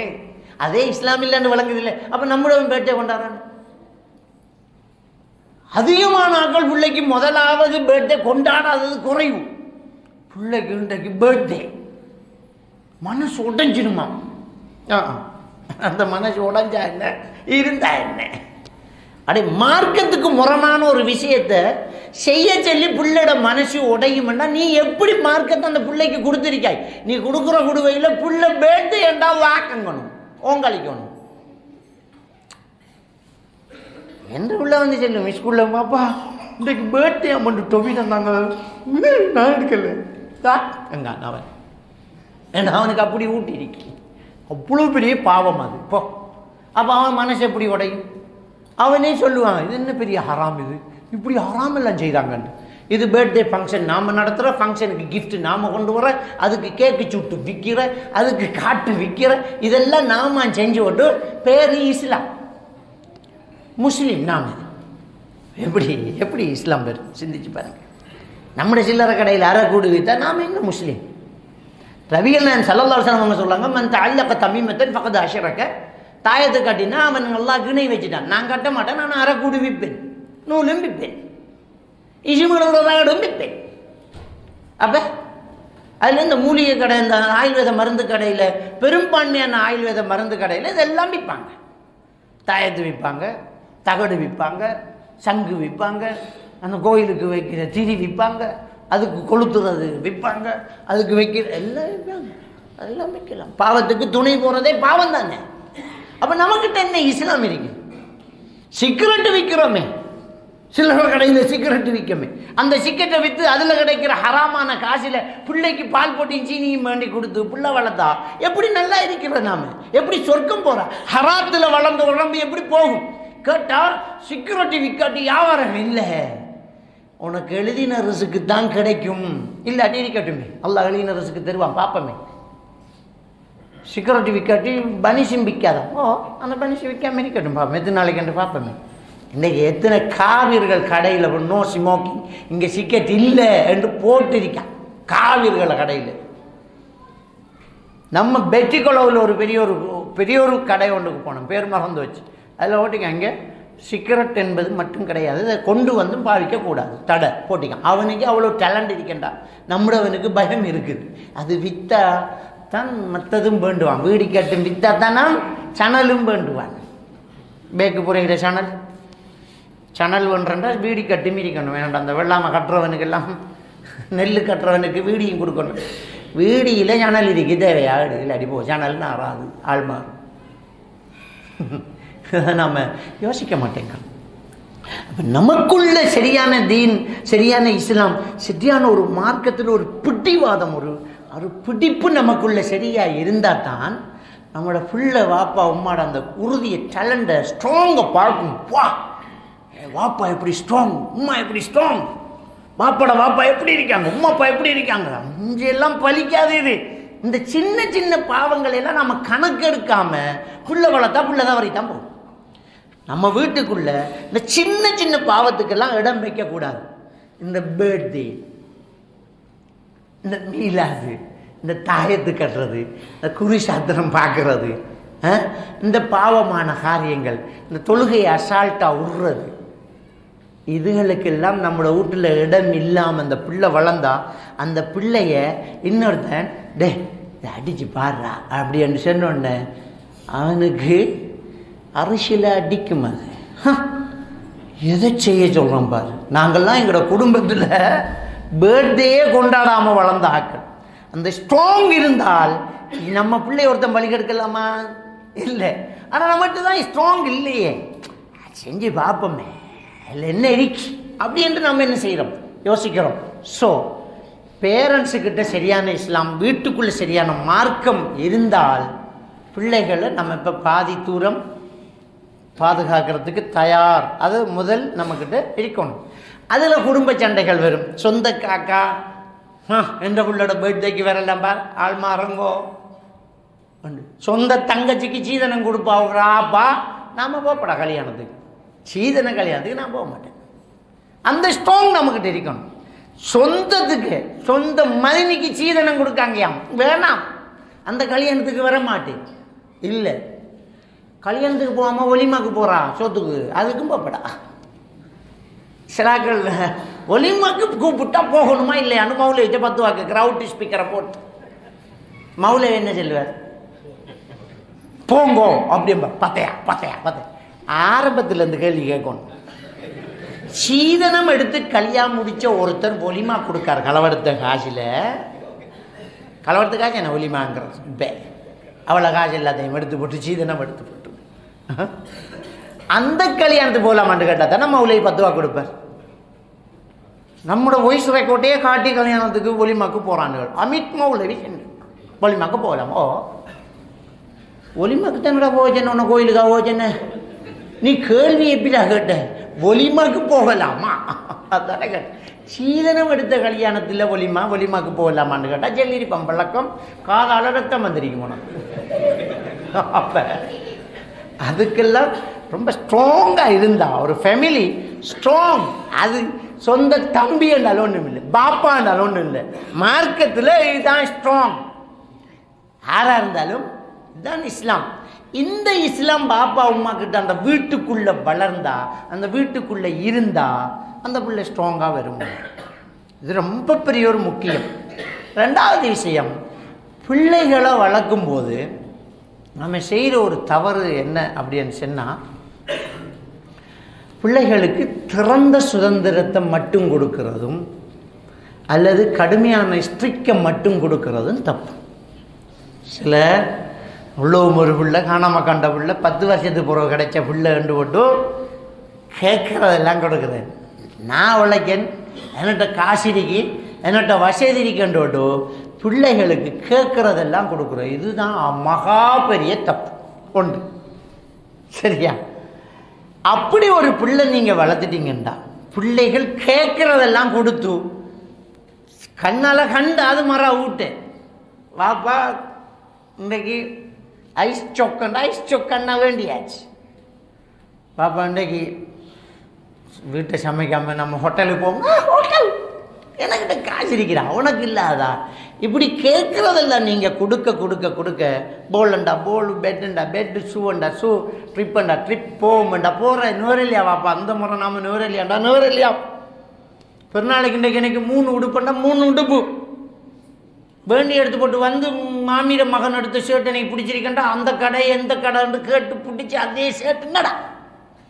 இந்த பிள்ளைக்கு தோல்விகளை ஏற்றுக்கொள்ளக்கூடிய மனநிலை இருக்காது. அவ்வளோதான். உங்களோட பிள்ளைய நீங்கள் ரொம்ப பெரிய ஒரு பாதாளத்தில் தள்ள போகிறீங்க. நாளைக்கு சூசைட் பண்ண போகிறவங்க அவன் தான். தோல்விகளை ஏற்றுக்கொள்ளக்கூடிய மனநிலையை பிள்ளைகளுக்கு நம்ம பழக்கணும். ஏனெண்டா நாம் கூட எப்போவுமே இருக்க மாட்டோம், நம்மளுக்கு கூட நம்மளோட காசு எப்போவும் இருக்கவும் மாட்டான். நீங்கள் சாக்லேட்டாக வேண்டி கொடுப்பீங்க, உங்களுக்கு கூட இருக்கிற காசு ஒரு நாளைக்கு இல்லாமல் போகும். இப்போ சாக்லேட் இல்லைன்றோன்னா அவன் பாதிக்கப்படுவான். வாங்கிட்டான். தோல்விகளை ஏற்றுக்கொள்ளக்கூடிய மனநிலை பிள்ளைகளுக்கு இருக்கும். நீங்கள் அடிக்கடி வெளியூர் பயணம் போகிறீங்கண்டா, எப்போ போனாலும் விறக்கோளை ஏதாவது வேண்டிக்கு அந்த கொடுத்துட்டீங்களா, ஒரு நாள் வேண்டாமல் வந்தால் அவன் பிள்ளை பெடப்பாயிடும். அடிக்கடி வெளியூருக்கு போனால் எப்பயும் வேண்டிக்குவாங்க. எனக்கு பயணத்தில் சில நேரம் நமக்கு சாக்லேட் வரலாம் வராமுடலாம், ஆப்பிள் வரலாம் வராமுடலாம். அந்த பிள்ளை தோல்வியையும் எதிர்நோக்கணும். கூடுதலாக தோல்விகளை ஏற்றுக்கொள்ளக்கூடிய மனப்பாங்கு இப்படிப்பட்ட பிள்ளைகளுக்குத்தான் இல்லாமல் போகுது. அதனால் அந்த பிள்ளைகள் சூசைட்டுக்கு போகுது. போன முறை ஓலெவல் ரிசல்ட்ஸ் வந்து ஒரு பிள்ளை வந்து ஒரு 40 பெனோடோலை தூக்கி போட்டு ஹாஸ்பிட்டலில் இருந்து நேற்று கவுன்சிலிங் கொட்டிக்கு வராங்க. என்னென்னு கேட்டதுக்கு அது வந்து 8AB எடுத்ததுக்கு பிள்ளை பெனோடோலை போட்டுட்டு 8AB என்றால் நாம் தவம் கிடக்கும். இப்போ என்ன பிரச்சனைடா, இந்த ஓல் ஏ எதிர்பார்த்தேன், ஒரு பாடம் பி ஆனதுக்கு பிள்ளை சூசைட்னா அந்த பிள்ளையோட மனநிலை எப்படியே வளர்த்திருக்கே இல்லைண்டா. நீ தான் பெஸ்ட்டு வரணுமென்று பிள்ளைய வளர்த்திருக்கேன். நாங்கள் நீ தான் பெஸ்ட்டு வரணுமென்று சொல்லப்படா, நீயும் பெஸ்ட்டு வரணும் என்று சொல்லணும். நீ தான் பெஸ்ட்டு வரணும் அப்படி என்று சொன்னால் தாழ்வு மனப்பாங்கு. நீயும் பெஸ்ட்டு வரணும் என்றால் தன்னம்பிக்கை. அது ரெண்டுக்கும் வித்தியாசத்தை வழங்கிட்டா இன்னொருத்தன் வின் பண்ணினால் விஷ் பண்ணக்கூடிய மனநிலையை நம்முடைய பிள்ளைகளுக்கு கொடுக்கணும். பார்த்தையா, நம்மளுடைய ஸ்கூல்லையும் என்ன செய்கிறேன்டா, ரிப்போர்ட் புக்கு கொடுக்கக்குள்ள நம்மளோட மார்க்ஸையும் போட்டு பக்கத்தில் வகுப்பில் அதிகூடிய புள்ளி அப்படின்னு போடுறோம். அரபு மேஜாக்களே அப்படி போடுறாங்க. அது பச்சை பிள்ளை. உங்களோட பிள்ளை எடுத்தது ஹதீஸில் 49, வகுப்பில் அதிகூடிய புள்ளி 99. அண்டா என்ன அர்த்தம்ண்டா, இதை வச்சு திட்ட தொடங்குங்கண்டா அர்த்தம்.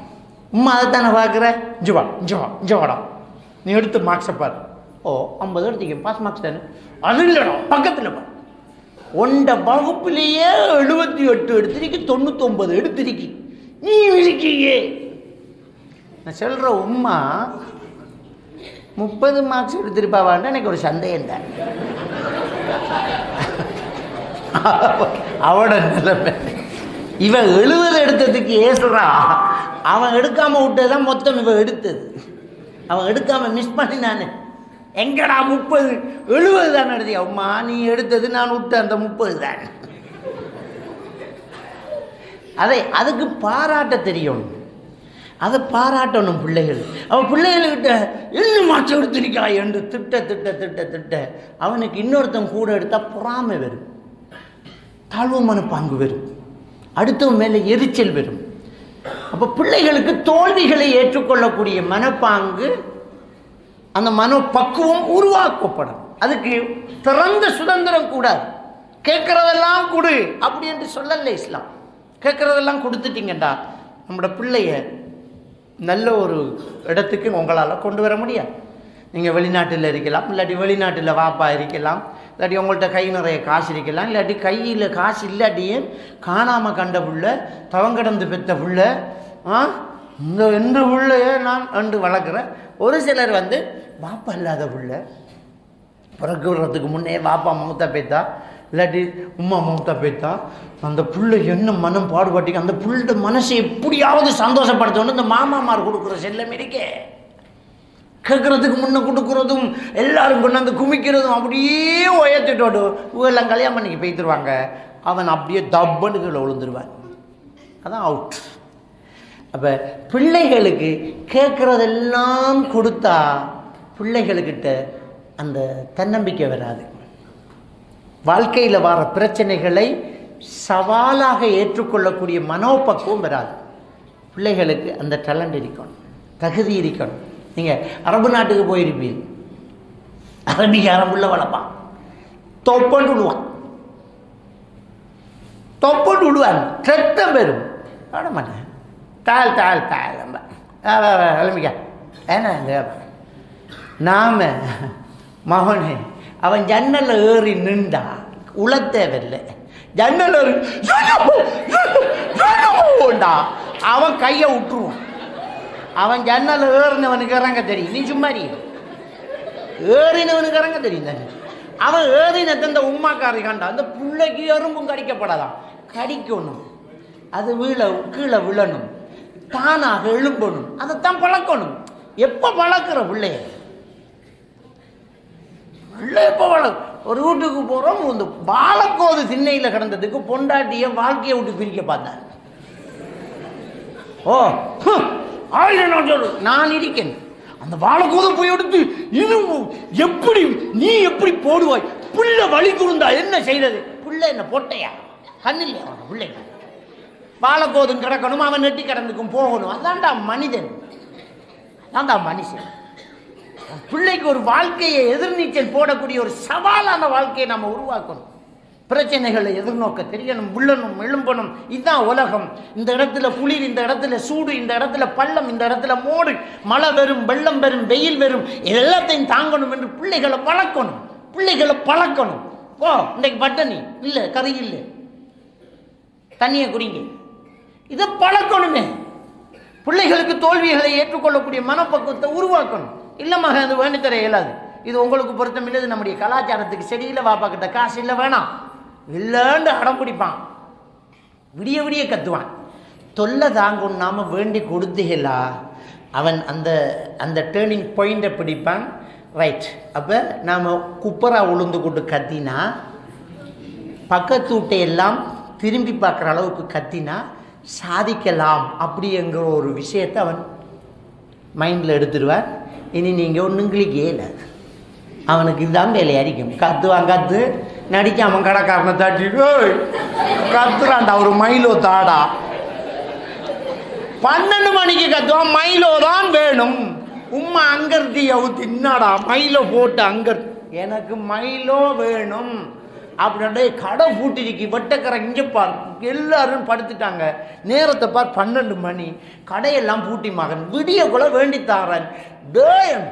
மைலோ வேணும் அடிச்சு பார்ப்பாங்க, மைலோ வேணுமாம்மா, பாப்பா அடிப்பாவும்மா, அடிப்பாவும்மா, அடிப்பாவும், மைலோ வேணும் அப்படியம்மா. தொல்லை தாங்கொன்னாம கடைக்காரனுக்கு கோல் பண்ணி, அல்லாவுக்காக எனக்கு ஒரு மைலோ தாங்கும், இவன் படுக்க விட்றான்லன்ட்டு வேண்டி கொடுத்தையல். அதுதான் நீங்கள் செய்கிற ஆகப்பெரிய தப்பு. அவுட். என்ன செய்யணும் தெரியுமா?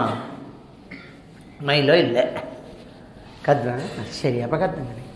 அந்த கதவை பூட்டி வச்சுட்டோன்னா அவ படுத்துட்டேன். அது விடிய கத்தி விடிஞ்சொலும்பி கத்தினாலும் மைலோ இல்லைங்கிற தவறு உணர்ந்து சவுத்து நித்திர போய் எழும்பி முடிவெடுப்பார். அப்போ பாப்பா இல்லைண்டா கிடைக்காது என்ன என்ற ஒரு முடிவு எடுப்பார். வர அடுத்த அன்னைக்கு மைலோம்பார், இல்லை மகனண்டா, அப்போ சரி பாப்பா. அவருக்கு தெரியும், பாப்பாவை தெரியும், உமாவை தெரியும், மவனே நீ விடிய கத்தினா இல்லைடா மனே எங்களுக்கு நித்திர இல்லை, நீ உனக்கு பிரச்சனை இல்லை, இந்த பல்லையில் அடுத்த விடலாம் முடிச்சுக்கிட்டாலும் எனக்கு பிரச்சனை இல்லை, மைலோ இல்லை. அவ்வளோ இதான் அந்த அந்த பிள்ளை வளர்க்குற முறை. நம்ம சென்டிமெண்ட்டாக அவன் பிடிப்பான். சில பிள்ளைகள் பாருங்கள், தலையை கொண்டு போய் அடித்து, தலையை கொண்டு வச்சு ஒன்று அடிக்கும், அடிச்சு வீங்கும். நாம் வேண்டி கொடுத்துருவோம், இன்னும் பயங்கரமாய்க்கோ அடிக்கட்டும், அடிச்சேனே சாயா போகுது, ரத்தம் பெறும், வேற நானும் அதையும் பார்த்திக்கும், ரத்தம் பெறும், அவ்வளோ ரத்தம் உண்டு, அதுக்கு வரைய கற்றுவேன் நான் பார்த்துக்க. எனக்கு தெரியும் இது நோமாவுது, இது வந்து டெத் ஆகாதன்னு தெரியும் தானே. வர நாம எனக்கு சும்மா டெத்தாக சும்மா இருக்க வேண்டியதா. ஓவர் சுதந்திரம் உங்களோட பிள்ளைகளை உங்களால் கண்ட்ரோல் பண்ண இயலாத அளவுக்கு கொண்டு போய் விடும். அதே மாதிரி ரொம்ப ஸ்ட்ரிக் ஒரு சிலர் வந்து நாங்கள் அப்படி பிள்ளை வளர்க்குறோன்னு ஓட்டு, பாப்பா வந்தாலே பிள்ளைகள் இப்படி நட்டுங்க, இப்படி பாப்பா வந்து நட்டுக்க இங்கே வரான் அப்படி வந்து நிற்கும். இவன் பெரிய மனநிலை பாதிக்கப்பட்ட ஒருத்தனா பேசுவோம். இவங்களுக்கு அந்த மேனியாங்கிற மனநோய் வாரத்துக்கு வாய்ப்பு இருக்குது. கடும் ஸ்ட்ரிக், எடுத்ததுக்கெல்லாம் ஆட்டி, பாப்பா ஆட்டி, இல்லாட்டி உமா ஆட்டி, சரியான ஆட்டி, உசுமினா ஆட்டி, பயங்கர தண்டனை கொடுக்குறேன். சரியா குந்தண்டா குந்தும், அந்த பிள்ளை நடக்குந்தும் பார்த்தாலே விளங்கும். ஒரு சில ஆக்களை பார்த்தாலே அப்படி பயங்காட்டி பிள்ளைய வளர்ப்பாங்க. அப்படி ஓவர் ஸ்ட்ரிக் அதுவும் பிள்ளைகள், அந்த பிள்ளைகள் தான் கடுமையான வைலண்டாக மாறக்கூடிய பிள்ளைகள். அந்த ஆள் மனசில், அந்த பிள்ளையோட அன்கான்சியஸ் மைண்டில் தனக்கு ஏற்பட்ட பாதிப்பை எங்கேயாவது ஒரு இடத்துல பிரதிபலிக்க செய்யணுங்கிற ஒரு எண்ணம் உருவாகும். அதான் மேனியாங்கிறது. அவன் தான் அடிப்பான் பயங்கரமாக, அவன் தான் அடிப்பான். நம்ம ஸ்கூலில் கேட்போம் பிள்ளைகளுக்கிட்ட, நீ என்ன ஆக போகிறன்னு கேட்போமே, என்ன ஆக போகிறேன்டா, அதான் நான் டாக்டர் ஆகணும், பெரும்பாலும் நான் பைலட் ஆகணும், நான் டாக்டர் ஆகணும், நான் இன்ஜினியர் ஆகணும், நான் டீச்சர் ஆகணும். ஒருத்தன் சொல்லுவேன் நான் ஆர்மி ஆகணும். அம்பான் ஆர்மி ஆகணும்னு 10 பேர் சொன்னால் 8 பேர் கடுமையாக அடி வாங்குறான்னு அர்த்தம். அந்த 2 பேர் அந்த இந்த படங்களும் இந்த டிவியில் அந்த கேமுகளும் ஃபோனையும் பார்த்துட்டு ஆர்மியில் ஆசைப்பட்டு சொல்கிறவன் 2 பேர் இருப்பான். 8 பேர் திருப்பி அடிக்கணுமென்ற எண்ணத்தில் சொல்லுவான், நான் போலீஸ் ஆகணும் ஆர்மி ஆகணும்பா. அவனை எடுத்து தனி, அந்த ஸ்கூல் கவுன்சிலர்கள் வந்து அப்படி தான் பார்ப்பாங்க, அவன் எடுத்து தனியாக அப்படி சொன்னால் கடும் தண்டனை நடந்துக்கிட்டு இருக்கு அந்த பிள்ளைக்கு, டார்ச்சர் கூடுது.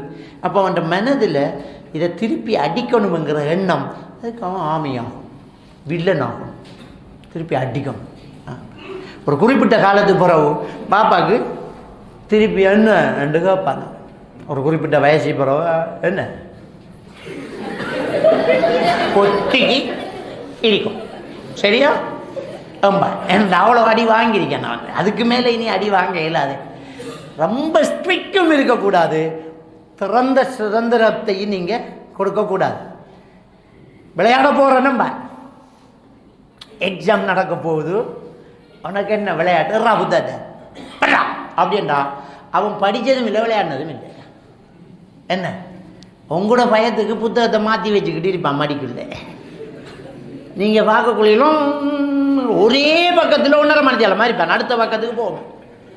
அவன் காது முழுக்க கிரவுண்டில் இருக்கிற சட்டத்தில் இருக்கும். அவன் படித்ததும் இல்லை விளையாடினதும் இல்லை.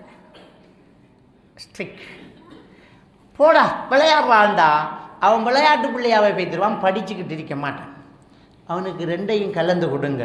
மகன் எக்ஸாம் நெருங்குது தெரியும் தானே, இந்த 2 மாதத்தில் எக்ஸாம், விளையாடத்தான் வேணும். சரி, 5:30 மணிக்கு வீட்டை நிற்கணும். எத்தனை மணிக்கு?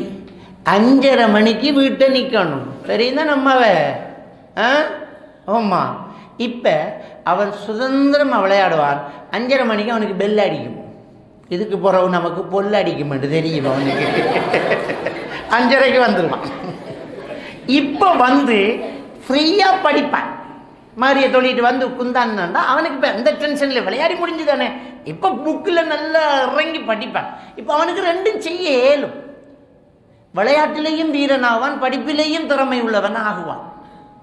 களவில் விளையாடினா பெற்ற பிடிச்சிக்கிட்டு மோட்டர் பைக்கில் சத்தம் பிறகு அப்பா வந்து போல விட்டுருவான், அங்கேயும் அவுட்.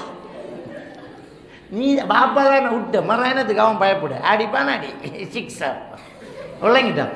அப்போ சுதந்திரமும் இருக்கணும், ஸ்ட்ரிக்கும் இருக்கணும், 2ம் கலந்திருக்கணும். தேவைப்பட்ட நேரத்தை தீர்மானிக்கிறது பெற்றோர்கள் சாய்ஸ். அப்போ பிள்ளைகளை வளர்க்கும் போது அந்த விஷயத்தில் கவனமாக இருக்கணும். ஆனால் மார்க்க விஷயத்தில் சுதந்திரம் இல்லை, ஸ்ட்ரிக்ட் தான். மார்க்க விஷயங்கள் இருக்குத்தானே, அதில் ஆசைப்படுறாய் அப்போ பாடு இன்றைக்கு சுபவு சொல்லாமல் அங்கே ஸ்ட்ரிக்ட் தான். மார்க்க விஷயத்தில் சுதந்திரம் எல்லாம் கிடையாது. அவன் ஆசைப்படுறான், ஒவ்வொரு வருஷமும் அவன் பர்த்டே கொண்டாட கேட்குற, என்ன செய்கிற, ஒரு தடவை விடுவோம்ங்கிற சுதந்திரம் மார்க்கத்தில் கிடையாது. இந்த மார்க்கத்தில் மாற்றங்கள் கொண்டு வரப்படாதான். அந்த மார்க்கம்ங்கிறதே ஒரு அழகானது, அது ரொம்ப இனிமையானது, அது சுதந்திரமானது, இதமானது. அப்படிங்கிற ஒரு மனப்பக்குவத்தோட மார்க்கத்தை கொடுக்கணும். அது ரொம்ப பெரிய ஒரு முக்கியமான விஷயம். அதில் ஸ்ட்ரிக்ட் தான்.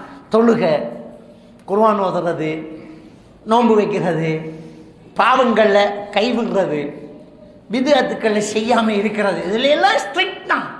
இது மகன் அது கூட ஹராம் இல்லை பாப்பா, என்ன சொல்ல பாப்பா, மார்க்கம் இது. நான் சொல்லல, அல்லாஹ் சொல்கிறான், பொத்து போ அப்படின்னு அதில் ஸ்ட்ராங்காக இருக்கணும். இது ஒரு முக்கியமான ஒரு விஷயம். அது அந்த விஷயத்தில் நம்ம ஒரு நாளும் என்ன செய்யக்கூடாது, தவறு செஞ்சிடக்கூடாது. அடுத்தது, பிள்ளைகள்கிட்ட பேசும்போது எப்போவுமே சஜஸ்ட் பண்ணணுமே தவிர கொமெண்ட் பண்ணக்கூடாது. 2 விஷயம் இருக்குது. ஒன்று சஜஸ்ட் பண்ணுறது. சஜஸ்ட் பண்ணுறேன்டால் கருத்து சொல்கிற மாதிரி கட்டளை இடுறது, கருத்து சொல்கிறது, இன்னொன்று கொமெண்ட் பண்ணுறது, கட்டளை இடுறது. இப்போ நபிகள் நாயகம் ஸல்லல்லாஹு அலைஹி வஸல்லம் அவர்கள் அடுத்தவங்கள்ட்ட பேசும்போது அந்த இடிக்கிற மாதிரி கடுமையாக பேச மாட்டாங்க. ஆனால் சொல்ல வேண்டியதை சரியாக சொல்லிடுவாங்க, சொல்ல வேண்டியதை சரியாக சொல்லிடுவாங்க. உதாரணத்துக்கு ஒரு பெரியாக்களாக இருந்தாலும் சரி, சின்னாக்களாக இருந்தாலும் சரி, சின்ன பிள்ளைகளுக்கிட்டையும் நபி அப்படித்தான் நடப்பாங்க, பெரியாக்களுக்கிட்டையும் அப்படித்தான் நபிகள் நாயகம் ஸல்லல்லாஹு அலைஹி வஸல்லம் அவர்கள் என்ன செய்வாங்க, நடந்துக்குவாங்க. என்ன ஒரு ஹதீஸை பார்க்கலாம். பெருமானார் ஸல்லல்லாஹு அலைஹி வஸல்லம் அவர்கள்ட்ட ஒரு மடியிலேயே ஒரு குழந்தை வளருது. அப்போ அந்த சகனில் சாப்பிட்டுட்டு இருக்கிறாங்க. அந்த பிள்ளைட கை அங்கே இங்கே அலையுது. சகனில் சின்ன பிள்ளைகள அங்கேயும் கையை போகிறோம், இங்கேயும் கையை போகிற கூடாதானே. அப்போ பெருமானார் ஸல்லல்லாஹு அலைஹி வஸல்லம் அவர்கள் அந்த பிள்ளைக்கு அங்கே இங்கே அலையக்கூடாதுன்னு சொல்லணும். ஆனால் அதை எப்படி சொன்னாருங்கிறத பாருங்கள். எப்படி சொல்கிறாரு, அங்கே நாம் என்ன சொல்லுவோம், கைக்கு ஒரு அடி, அங்கே அலையப்படா, ஒழுங்காக சாப்பிடணும், தெரியுமா மாமாவை தெரியுமா எங்கிறது. இப்படி இல்லை, பிள்ளைகளுக்கிட்ட மனசு நோகாமல் அழகாக பேசணும். எப்படி பேசினாங்க ரசூலுல்லாஹி ஸல்லல்லாஹு அலைஹி வஸல்லம், யா குலாம் சம்மில்லாஹ் தஆலா, பிஸ்மில்லா சொல்லணுமா, குல் பி யமீனிக், அவங்க வலக்கையால் சாப்பிடணும். இப்போ மேட்டருக்கு வர போகிறாங்க, சுற்றிக்கிட்டு வராங்க, பிஸ்மி சொல்லணும், வலக்கையால் சாப்பிடணும், குல் பிமா எலீக், உங்களோட பக்கத்தால் சாப்பிடணுமா. ஓகே, இப்போ அங்கங்கே அலையாத என்று சொல்லாமல் உங்களோட பக்கத்தால் சாப்பிடணும் அப்படிங்கிறாங்க. இப்போ அந்த கதவை பூட்டுங்கிறதுக்கும் அந்த கதவை பூட்டலாமாங்கிறதுக்கும் வித்தியாசம் வழங்கிட்டான். இப்போ நாங்கள் ஒரு 15 வருஷத்துக்கு முன்னாடி வழங்கிட்டேன் ஒரு ஸ்பீச் உண்டு, மேடை அன்னரம் எல்லாம் தெருமுனை பிரச்சாரம் தான், மேடை பேச்சு தான். மேடை பேச்சு பேசிக்கிட்டு இருக்கிறோம். பேசிகிட்டு இருக்கும்போது 10 நிமிஷத்தில் முடிக்கவும் என்று துண்டை கொடுத்துட்டாங்க. மௌலவிக்கிட்ட துண்டை வேண்டி எடுத்து அதுக்கு ஒரு 10 நிமிஷம் பேசினார். என்ன, நான் எவ்வளவு தூரம் இருந்து உங்களோட ஊருக்கு பயானுக்கு வந்திருக்கேன், 250 கிலோமீட்டர் தள்ளி இருந்து வந்திருக்கேன். தலைப்பை சரியாக பேசணும் என்று நீங்கள் தான் சொல்கிறீங்க. நிர்வாகத்துக்கு திரும்பி ஏச்சு மேடையில் நான் ஒவ்வொரு பாயிண்டாக வச்சுக்கிட்டு வாரேன். 10 நிமிஷத்தில் பயானை முடிக்கவும்டா நீங்கள் இனிமேல் என்ன கூப்பிடப்படாண்டார். வச்சார், இறங்கினார். அண்ணாவே இருந்தார். அண்ணா போய்த்தார். அவர் மௌத்தாவும் போய்த்தார். அவர் இன்னொரு நாள் இதை நான் பார்த்துக்கிட்டு இருக்கேன். கிட்டால நான் தான் பேச்சாளர், இதை நான் பார்த்துக்கிட்டு இருக்கேன். இன்னொரு ஊருக்கு போகிறேன், மாம்போலையில் இப்படித்தான் ஒரு மேடை பிரச்சாரம். அவர் தான் பேசிட்டு இருக்கார், நான் இருக்கேன். ஒரு ஆள் துண்டு எழுதி நீட்ட போனேன், வாபான்னு பிடிச்சி எடுத்தேன். அதே எழுத்து 10 நிமிஷத்தில் பயானை முடிக்கவும். கிழிச்செறிஞ்சு ஓட்டு பேனையத்தான். இன்னும் 10 நிமிடம் பயானை நீட்டவும். இதை கொண்டே கொடுப்போம். இதை ரெண்டும் ஒன்று தான். 10 நிமிஷத்தில் பயானை முடிக்கவும்னா அந்த மனுஷன் சூடாக வேண்டாம். அப்படி இல்லை, ஜவா துண்டத்தான் கிழிச்செறிஞ்சு ஓட்டு. இன்னும் 10 நிமிடம் பயானை நீட்டவும். இதை கொண்டே கூட வேண்டிப்பா இது. ஓகே, என்னோட பயம் பண்ணுறேன். இப்போ மனசு அதை அக்செப்ட் பண்ணுது. இதைத்தான் சொல்கிற சஜஸ்ட் பண்ணுறேன். கமெண்ட் பண்ணாமல் சஜஸ்ட் பண்ணுறேங்கிறது இதைத்தான். ஒரு ஆளுக்கிட்ட பேசுகிறதுக்கு, ஒரு புருஷன் பொண்டாட்டிகிட்ட பேசுகிறதுக்கு, ஒரு பிள்ளைக்கிட்ட பேசுகிறதுக்கு ஒரு முறை இருக்குது. விளங்கிட்டான். இப்போ பொதுவாக ஒரு ஆள் மன ரீதியான பாதிப்புக்குள்ளாகிறதுக்கு 5 காரணம் இருக்குது. அதை நீட்ஸ் தியரி என்று சொல்கிறது. அன்பு தேவை, காப்பு தேவை, பாலியல் தேவை, பௌதீக தேவை, உணவு தேவை. இதில் அன்பு தேவை ரொம்ப பெரிய பாதிப்பை ஏற்படுத்துது இன்றைக்கு. அப்போ பிள்ளைகளுக்கிட்ட பேரண்ட்ஸ் என்ன செய்கிறாண்டா, சஜஸ்ட் பண்ணாமல் கமெண்ட் பண்ணுறேன். இப்போ நம்மளோட பிள்ளை அப்படியே பருவ வயதை அடைந்து 13 வயசாக போயிடுச்சு. வளமையாக பிள்ளை இங்கேருந்து ரோட்டை கடந்து சாச்சிட்ட விட்டு ஓடுறேன். அம்மா சாச்சிட்ட போகிறேன்னா போன்றேன். இப்போ பிள்ளை குமரா போச்சு, அவுட்லுக் வந்துட்டு. பிள்ளைக்கு தெரியாது. பிள்ளைக்கு தெரியுமா? பிள்ளைக்கு தெரியாது. அம்மா என்ன சாச்சிட்ட போகிறேன், காலோட போ உள்ளுக்கு, சாச்சிட்ட போ, சாச்சி பொடி உள்ளுக்கு சொன்னா. இப்போ உம்மா எதிரி பிள்ளைக்கு. இப்போ உம்மா எதிரி. கொஞ்ச நாள் உம்மாட போக்கு சரியில்லை, பிள்ளை கொமெண்ட் பண்ண. இப்போ பிள்ளை சொல்லுது, கொஞ்ச நாளாக உம்மாட போக்கு சரியில்லை, என்னோட இறக்கம் இல்லை. தங்கச்சியோட கடுமை இறக்கம். தங்கச்சி போக சொன்னதுக்கு விட்டுட்டா. நான் கேட்டதுக்கு காலை உடைப்பாவா, குளறிக்கிட்டு படுக்கும் பிள்ளை. உம்மா அப்படியே காலத்தால் ஒழுங்கு அப்படியே எதிரியாகவே பார்த்துக்கிட்டு பள்ளிக்கூடத்துக்கு போவாள். அப்போ ஒரு பொடியன் ஹாய் எம்பான் பாய் என்னோட பேசுவாள் அவள். இப்போ அன்பு தேவை தான் எழுத்துக்கு போகும். இந்த உம்மா என்ன செய்யணும்? உம்மா சாச்சிட்ட போகிறோன்னா வாடி தங்கம், நீ இப்போ குமர் பிள்ளை, பெண்ணாம்பிரிய பிள்ளை, உண்ட பொறுமதி உனக்கு தெரியாது. முதல் மாதிரி இல்லை மகள், நீ தனியாக போப்படா தங்கம், சாச்சிட்ட போகணும் அவ்வளோதானே. சமைச்சு முடித்து நானும் பாரன் 2 பேரும் போவோம்மாலாம் தங்கம், இல்லாட்டி தாத்தாவோட போங்க, தனியாக போப்படா, சரிதானே. இப்போ பிள்ளைக்கு வா நமக்கு என்ன மதிப்புடாப்பா அண்டு வளங்க. இதைத்தான் சஜஸ்ட் பண்ணுறேன். இப்போ நாம் என்ன செய்யறேன்டா, பிள்ளை வளர்க்குற பேரில் நாம் அதிகாரம் எழுதுற உடைப்பங்கால் பா பிள்ளை எல்லாம் பாப்பா ஸ்கூலில் ட்ரிப் போகிறோம் வாப்பா. எங்கே ட்ரிங்கா இருக்கிறோம். என்னையா 2000 ரூபாவாம். கையை முறிப்பினும் ட்ரிப்பான் ட்ரிப்பு படா அவளுக்கு. இவன் பார்ப்பான் எவ்வளவு காசை வச்சுக்கிட்டு வாப்பா, நமக்கு ஒரு 2000 ரூபா தர்றதுக்கு ஏலா, பள்ளிக்கு சந்தாலே 3000 ரூபா கொடுக்கார். இவரெல்லாம் ஒரு தகப்பன் அப்படின்னு அப்படியே பெரித்தனமாக இருப்பான். அப்படி இருக்கக்கூட ஒருத்தர் டேய் இந்த தூள் ஒன்றிக்கு அடித்து பார்ப்பானோட, இவருக்கு மகனை பிறந்து நாம் அசிங்கப்பட்டு இவர் அவமானப்படுத்தணும், மகனே பாப்பாவை பழி வாங்குறதுக்கு அடிப்பான் தூள். இதனால தான் பிள்ளைகள் பழுதாகிற, பாப்பாவை பழி வாங்குறதுக்கு, உம்மாவை பழி வாங்குறதுக்கு, அதுக்கு தான் அடிக்கிறான். அது மரம் பழையிட்டானண்டா அவுட். அதான் நான் 2-3 தடவை போதை வசத்துக்குள்ளே இறங்கிட்டானண்டா மரம் அவனுக்கு அதை விட்டு கொண்டாமல் போய்த்திரும். விட்டு வீட்டுக்கு வைக்கிற கோமட்டை கலவரத்து விற்று போட்டு போய்த்திருவான். பாத்ரூம் போனால் கோமட்டை இல்லை போ. அப்படி கேஸ் இருக்கு. என்னத்த ஒரு கேஸ் வந்துச்சு என்ன, பாத்ரூம் போய் பார்க்குற மௌலவி கோமட்டை காணல மௌலவி, அதையும் களவெடுத்து இவன் தூள் குடிச்சிட்டான் மௌலவி. அப்போ குறை போத்தல் சீனி போத்தல் எல்லாம் போய்த்திருப்பேன். வாப்பா மகனை கூப்பிட்டு, மகன் எங்கே போகணும், ட்ரிங்கோ போ, நாம் போவோம், காலம் கெட்டு கிடக்கு, ஒன்றை விட்டு பிரிஞ்சு என்னால் நிம்மதியாக இருக்கே இல்லாது. உன்னை கவனிப்பாங்க, கவனிக்காமல் விடுவாங்க, கடலில் குளிப்பாங்க, உனக்கு அப்படி இப்படிண்டா, இதனால் தாங்க இல்லைம்மா, ட்ரிங்கோவு தானம்மா போகணும், நாம் போவோம், பிள்ளை எல்லாத்தையும் இதை பாவிக்குங்களா அதை இதை தரும். எனக்கு ஒன்று இலக்கையலாம் மகன்ட்டு அன்பைத்தான் சொல்லணும்.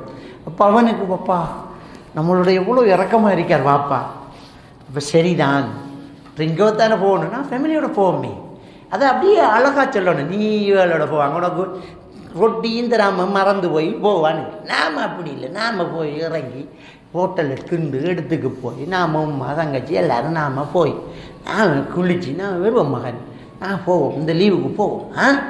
ஓகே அப்படின்னா பிள்ளைக்கு ரைட் கிளியர். அப்போ பிள்ளைகளுக்கிட்ட பேசும்போது சஜஸ்ட் பண்ணுங்கள், காமெண்ட் பண்ணாதீங்க. ஒரு விஷயத்தை நீங்கள் இல்லைன்னு சொன்னால் காரணம் சொல்லுங்கள். ஒரு விஷயத்துக்கு தண்டிச்சா இன்னத்துக்கு தான் நான் தண்டிக்கணும்னு சொல்லி தண்டிக்க. என்னத்துக்கு அடி விழுதுன்னு தெரியாமல் அடி விடும். படுத்தவனுக்கு அடி விடும், என்னத்துக்கு அடி விழுதுன்னு அவனுக்கு தெரியும். அதில் அந்த சூடு ஏற்றி விடுற உண்மை தானே, அந்த சூடு ஏற்றி விடுற அவன் காலத்தில் இருந்து போடி என்ன பள்ளிக்கூடத்துக்கு போடா பள்ளிக்கூடத்துக்கு போடா பள்ளிக்கூடத்துக்கு போடான்னு அவன் வாங்கிடுவான். இவன் அடிக்க போனால் அவன் ஓடிடுவான். ஏன்டா இவன் ஃபர்ஸ்ட் கவர் போகிறவன் ரோட்டுக்கு வர மாட்டான்டா, அவனுக்கு நல்லா தெரியும் உம்மோட வீக்னஸ். ரோட்டில் போய் நின்று வாவன் இப்போ வந்து அடிய நம்ம அவன் அந்த கேட்டு வரைக்கும் விரட்டிக்கு வந்து வாடா உள்ளுக்கம்பா அவன் அடி வாங்குறதுக்கு வருவானா, நிற்பான். அதுக்கு ஒரு ட்ரிக்ஸ் இருக்கு. இப்படி புள்ள பாஞ்சா அதுக்கு ஒரு ட்ரிக்ஸ் இருக்கு. ஓடக்குள்ள செல்லணும், மகன் நீங்கள் ஓடினா 10 அடி, நின்றா 1 அடி, நீங்களே சாய்ஸ் பண்ணுங்க நிற்ப. அப்படி இல்லாமல் ஓடினா கட்டாயம் 10 அடி அன்றைக்கு அடித்து பாருங்க, இன்னொரு நாளைக்கு ஓட மாட்டேன். அது பொம்பளைகளுக்கு நான் சொல்கிற தகவல். சிரிச்சுக்கிட்டு இருக்கானுகள், ஐடியா சொன்ன மாதிரி இருக்கும். அதுக்கு தான் 10 அடி மாவனே, ஓடினா 10 அடி, நின்றா 1 அடி தான். ரைட். இப்போ இந்த கடுப்பில் இப்போ இருப்பா இவன் எதில் இன்றைக்கு இவன் ஸ்கூலுக்கு போகலை, பொருள் வாப்பா விரட்டும், நான் அடித்தா தானே நீ ஓடுற, வாப்பா விரட்டும் அப்படி எடுத்துட்டு அப்படியே கூட தலைக்குள்ளே இந்த பிரச்சனை மட்டும்தான். அந்த ஆளுக்கு 1000 பிரச்சனை, கடையில் பிஸ்னஸ் பிரச்சனை, காசு பிரச்சனை, கடன் பிரச்சனை, அப்படியே விரக்கொலை மோட்டர் பைக்கில் ஒருத்தன் தட்டி விட்ட பிரச்சனை, டிராஃபிக் பிடிச்சி எழுதி விட்ட ஃபைன் பிரச்சனை, 1008 பிரச்சனையில் சும்மா கடுப்பாக வெறுவம் வந்தால் பொண்டாடி தான் ஆறுதல் படுத்தணும். இதுங்க இருக்கலாம் என்ன செய்ய அதில் வரேன் விட்டு போட்டு விடுங்கன்னு சொல்லி கூல் பண்ண வேண்டிய அவர் வார வாங்குவோம். என்ன பிரச்சனை? அவன் தான் வாரானே, அவனை இவன் உள்ளுக்கு இருந்துக்கிட்டு வாங்கோ அப்படின்னா அவனுக்கு இனி அந்த ஏற்கனவே ஒரு 80 சூட்டில் வந்தவனுக்கு இப்போ 120 நிற்கும் மீட்டர். வா செருப்பை கலட்டாமல் செருப்பை உதறுவான், ஒன்று பூக்காண்டுக்கு ஒன்று படியில்லை. அப்படியே வந்து உள்ளுக்கு ஒன்றும் பேச மாட்டார். ஏறக்குள்ள உங்களோட பிள்ளை செஞ்ச வேலை தெரியுமான்னு 2வது அப்படியே குண்டை தூக்கி போட்ட உடனே பிள்ளை என்ன செஞ்சுட்டே தெரியாமல் இங்கே வாடான்னு கூப்பிட்டா கடை இருந்து வாரவா பட்டோவியோட வாராராக்கி மாட்டோம். அவனும் செல்லமாக ஓடி வருவான். பலார 6 பேர் சூடேற்றி விட்டு இவத ஏற்றி விட்டா சலாரன். இப்போ அடுத்தது என்ன, அவ சூடாகுவான், என்ன மாட்டுக்கு அடிக்கிற மாதிரி அடிக்கிறது. அவள் தானே எல்லாத்தையும் சூடேற்றி போட்டு பிள்ளைக்கு அடிக்கல, மாட்டுக்கு அடிக்க, நான் மாட்டுக்கு அடிக்கிற மாதிரி அடிக்கிறேன்றோடனே மறுவா மாடு இப்படி தாண்டி அடிக்கிறேன் ஒரு அடி அங்கே அடித்து காலிக்கோட்டு வரைக்கும் பெய்த்திரும். என்ன நடந்த வாங்கோ என்று சொன்னது தான் பிரச்சனை. இதுதான் பிரச்சனை. அப்போ பிள்ளைகள்கிட்ட எப்படி நடக்கிறோம், புருஷன்கிட்ட எப்படி நடக்குங்கிறது நமக்கு தெரியும். ரொம்ப பெரிய ஒரு முக்கியமான ஒரு விஷயம். நேரம் போயிட்டு இருக்கி நம்ம முக்கியமான ஒரு சில விஷயத்தை நம்ம பேசி முடிப்போம். ரைட். பிள்ளைகள் விஷயத்தில் தயவு செஞ்சு ஃபோன் கொடுக்காதீங்க. இது பெரிய ஒரு ஆபத்தான ஒன்று. இந்த ஃபோனில் கேம் விளையாடினாலும் சரி, அல்லது ஃபோன் பாவிச்சு வேறு தொடர்புகள் வந்தாலும் சரி, ஃபோன் தேவையில்லை பிள்ளைகளுக்கு. A லெவல் முடியட்டும், அதுக்கு பிறகு ஃபோன் கொடுப்போம். நம்மளோட ஆக்கள் செய்கிற தவறு என்னண்டா, O லெவலில் நல்ல ரிசல்ட்ஸ் எடுத்தா உனக்கு ஃபோன் வேண்டித்தான். அப்படின்டா என்ன அர்த்தம்ண்டா, நீ O லெவலில் பாஸ் பண்ணேன்டா உன்னை நாசமாக்குறேன் என்ற அர்த்தம். எப்போ ஃபோன் கொடுப்போமோ அப்போ அவர் நாசமாக்கிட்டார். எதிரிற பிள்ளை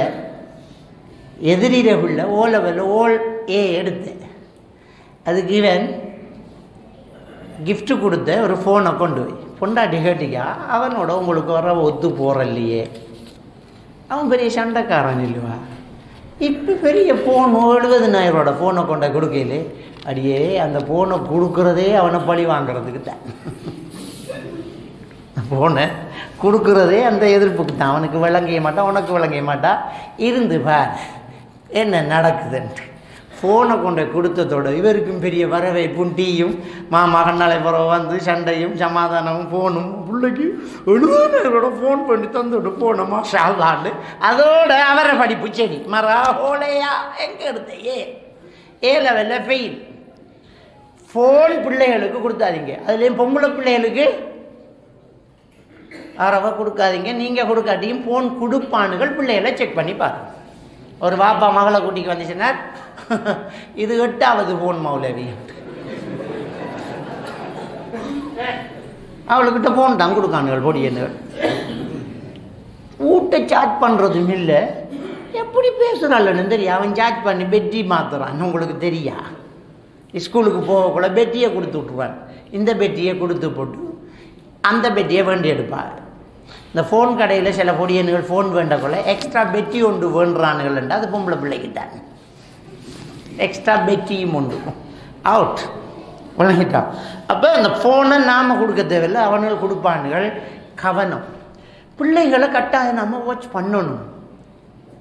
பிள்ளைகளை ஃபோன் பழக்க போடாது, ஃபோன் எந்நேரம் கொடுக்க போடாது, அது பெரிய ஒரு ஆபத்து. அதில் இந்த பப்ஜி ஃப்ரீ ஃபயர் விளையாட்டுகள் இருக்குதானே, தெளிவான தெளிவான ஹராம். எப்படி ஹராம்? உருவப்படம் தானே பெரிய பாவம். அஷத்து அதாபன் யௌமல் கியாமன்னு சொன்னாங்க ஸல்லல்லாஹு அலைஹி வஸல்லம். மறுமையிலேயே கடுமையான தண்டனை யாருக்கு தெரியுமா? உருவப்படம் வரைகிறார்களுக்கு. அந்த உருவப்படத்தை திருடியில் வரைஞ்சது தான் கேம். பப்ஜி ஃப்ரீ ஃபயர் அது இது எல்லாமே. அவனை குனிய வச்சு, நிமிர வச்சு, ஓட வச்சு, குந்த வச்சு, கொல்ல வச்சு, எல்லாத்தையுமே நம்ம கையால் செய்கிறோம். அந்த உருவப்படத்தை இயக்குறோம். போல தாவனாலே சிம்ம பாவத்துக்கு துணை போகிறோம். அப்படி நம்ம செய்யக்கூடாது. அடுத்தது அதில் உள்ளதெல்லாம் நெகட்டிவ் தாட்ஸ். கொல்லு கொல்லு கொல்லு கொண்டு அடுத்தவனை சாவடி. எதுக்காக நீ அவனை சூட் பண்ணுற? அவன் அம்மா வெளுத்தானா, தங்கச்சி வெளுத்தானா, வாப்பா வெளுத்தானா, என்ன செஞ்சதுக்கு அவனை நீ சாவாடிக்கிற? ஒன்றும் செய்யலை, சும்மா சாவாடிக்கிறதுல அவ்வளோ சந்தோஷத்தை இந்த கேம் பிள்ளைகளுக்கு கொடுக்குது. மனசு கல்லாகி கரடு முரடாது. அப்போ பேனையால் குத்தாமல் இருப்பானா? அப்போ கையை வெட்டாமல் இருப்பானா? என்ன செய்வான்? மனசில் இறக்க குணத்தை வளர்க்க வேண்டிய பிஞ்சு மனசில் கொல்லு என்கிற ஒரு விஷயத்தை சொல்லு என்கிறது தான் இந்த கேம். இந்த கேமை தான் செல்லு. அடுத்தது டைம் வேஸ்ட். அதில் உட்கார்ந்தா எல்லா தொழுகையும் out out out out out. டேய் பாப்பா வந்துடுவாரா, சமைக்கணுண்டா, கொச்சிக்கா வண்டிக்கு வாடாண்டு உம்மா கெஞ்சிவா. பொறுமா பொறுமா பொறுமா பொறுமா, இன்ன இன்ன இன்ன இன்ன இன்ன இன்னாண்டு பாப்பாவும் வந்துடுவார். கடைசி வரைக்கும் அவன் விஷயம் பெய்ய மாட்டான். பாப்பா ஃபோனை கேட்டால் உத்து ஒரு பார்வை ஒன்று பார்ப்பான்.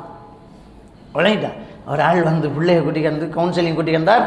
ஃபோனை இல்லைன்றதுக்கு மௌலவி இங்கே பாருங்கள் நடந்ததுண்டு ஃபோனில் காட்டினா ஜன்னல் எல்லாம் தூள். சோபா செட்டை கத்தியெல்லாம் கிழிச்சு அப்படியே பிரட்டி வச்சிருக்கான். என்னன்னு கேட்டேன். ஃபோனை இல்லைன்றதுக்கு இதெல்லாத்தையும் உடைச்சி போட்டார். நீங்கள் கையை முதல் உடைச்சிருந்தா ஜன்னல் உடைஞ்சிருக்காதே. அவன் என்ன பார்க்க, என்ன விழக்கூடாது கவுன்சிலிங் கண்டு கூட்டிக்காது இருந்தால் கையை உடைக்கிறதுக்கு ஐடியா கொடுக்குறேன்னடா. வேறு வழி இல்லைம்மா, உடைக்கணும். கடுமையாக துள்ளிக்கிட்டு பாப்பாவுக்கு எடுத்துக்கிட்டு ஜன்னல் ஒட்டச்சிட்டு கதவு கிட்டிக்காரடா அப்படியே எப்படி உடைச்சி போட்டு போட்டால் அது கிடக்கும். மரம் ஒட்டிடும். அது கொஞ்சம் நாளைக்கு பேண்டேஜை போட்டால் உடைச்சி போட்டு போட்டுருவோம். நாம் இதில் எல்லாம் நோ எக்ஸ்கியூஸ். இந்த ஃபோனுக்கு பிள்ளைகள் எடிட் ஆகிட்டுண்டா பாப்பாக்கும் கழுத்தில் கத்தி வைக்கும், கொடுத்துடாதீங்க. அப்போ நாமளும் போன அளவுக்கு பாதிக்கணும். பிள்ளைகளுக்கிட்ட ஃபோன் கொடுக்கப்படா. ஆகப்பெரிய தப்பு ஜூம் கிளாஸ். இப்போ ஜூம் கிளாஸ் முடிஞ்சாலும் ஃபோன் முடிஞ்ச மாதிரி இல்லை. ஏனண்டா மாஸ்டர்மார் டீச்சர்மார் கோவிக்கப்படா. நீங்கள் நல்ல ஒரு லேசை கண்டுட்டேல் எல்லாருக்கும் பிள்ளைகளுக்கு ஒரு வாட்ஸ்அப் குரூப்பை உருவாக்கி போட்டு ஒரு அசைன்மெண்ட்டாக டக்குன்னு அப்படி தட்டி விட்டுட்டு நாளைக்கு இந்த கணக்கை எல்லாரும் செஞ்சுக்குவாங்கங்கிறது. இவருக்கு வேலை மிச்சம். எப்படி வேலை மிச்சம்னா இவர் ரெடி பண்ணுறதும் இல்லை. டே மஜோன், இந்த 8ஆம் வகுப்புக்கு இந்த 2வது யூனிட்டில் ஒரு கேள்வி ஒன்று அனுப்பிவிட்றான் அண்டா. அவன் அந்த ஸ்கூலில் படித்து கொடுக்குறவன் இவருக்கு அனுப்பிவிடுவார். ஓகே என்னோட இவர் அங்கால தட்டி விட்டுருவார். இதை நாளைக்கு எல்லோரும் செஞ்சுக்கானோட படுத்துடுவார். வேலை மிச்சம். இப்போ பிள்ளைகள் எல்லாருக்கும் சார் கணக்கு அனுப்புவார், சார் கேள்வி அனுப்புவார், சார் அசைன்மெண்ட் அனுப்புவார் என்று உம்மாட போன பாப்பாட போன வேண்டி எடுத்து அசைன்மெண்ட்டும் செய்கிறது தான், அசாதாரண விஷயமும் செய்கிறது தான். இப்படி தான் பிள்ளைகள் பழுதாகுது. விளங்கிட்டா? நாங்கள் சேர்மார்க்கிட்ட செல்லணும், நேரடியாக படித்து கொடுங்க, நேரடியாக படித்து கொடுங்க என்று சொல்லணும். இல்லை பிள்ளைகள்கிட்ட ஃபோன் கொடுக்குறல என்ற வாட்ஸ்அப்புக்கு அனுப்புங்க, நான் பிரிண்ட் எடுத்து பிள்ளைட கையில் கொடுக்கணுன்னு சொல்லணும். சரிதானே? அதில் நான் ஒரு ஆளுக்கிட்ட சொன்னேன், நீங்கள் உங்களோட ஃபோனுக்கு எடுத்து பிள்ளைகளுக்கு கொடுங்கன்னு சொன்னேன். ஒரு கிழமை அவரை ஃபோனுக்கு அனுப்பி டீச்சரை கூட்டிக்கு ஓடிட்டான் அவன்.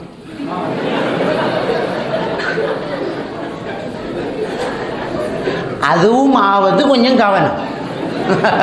எனவே ஃபோன் விஷயம் கொஞ்சம் டேஞ்சர், அதில் கொஞ்சம் கவனமாக இருக்கணும்.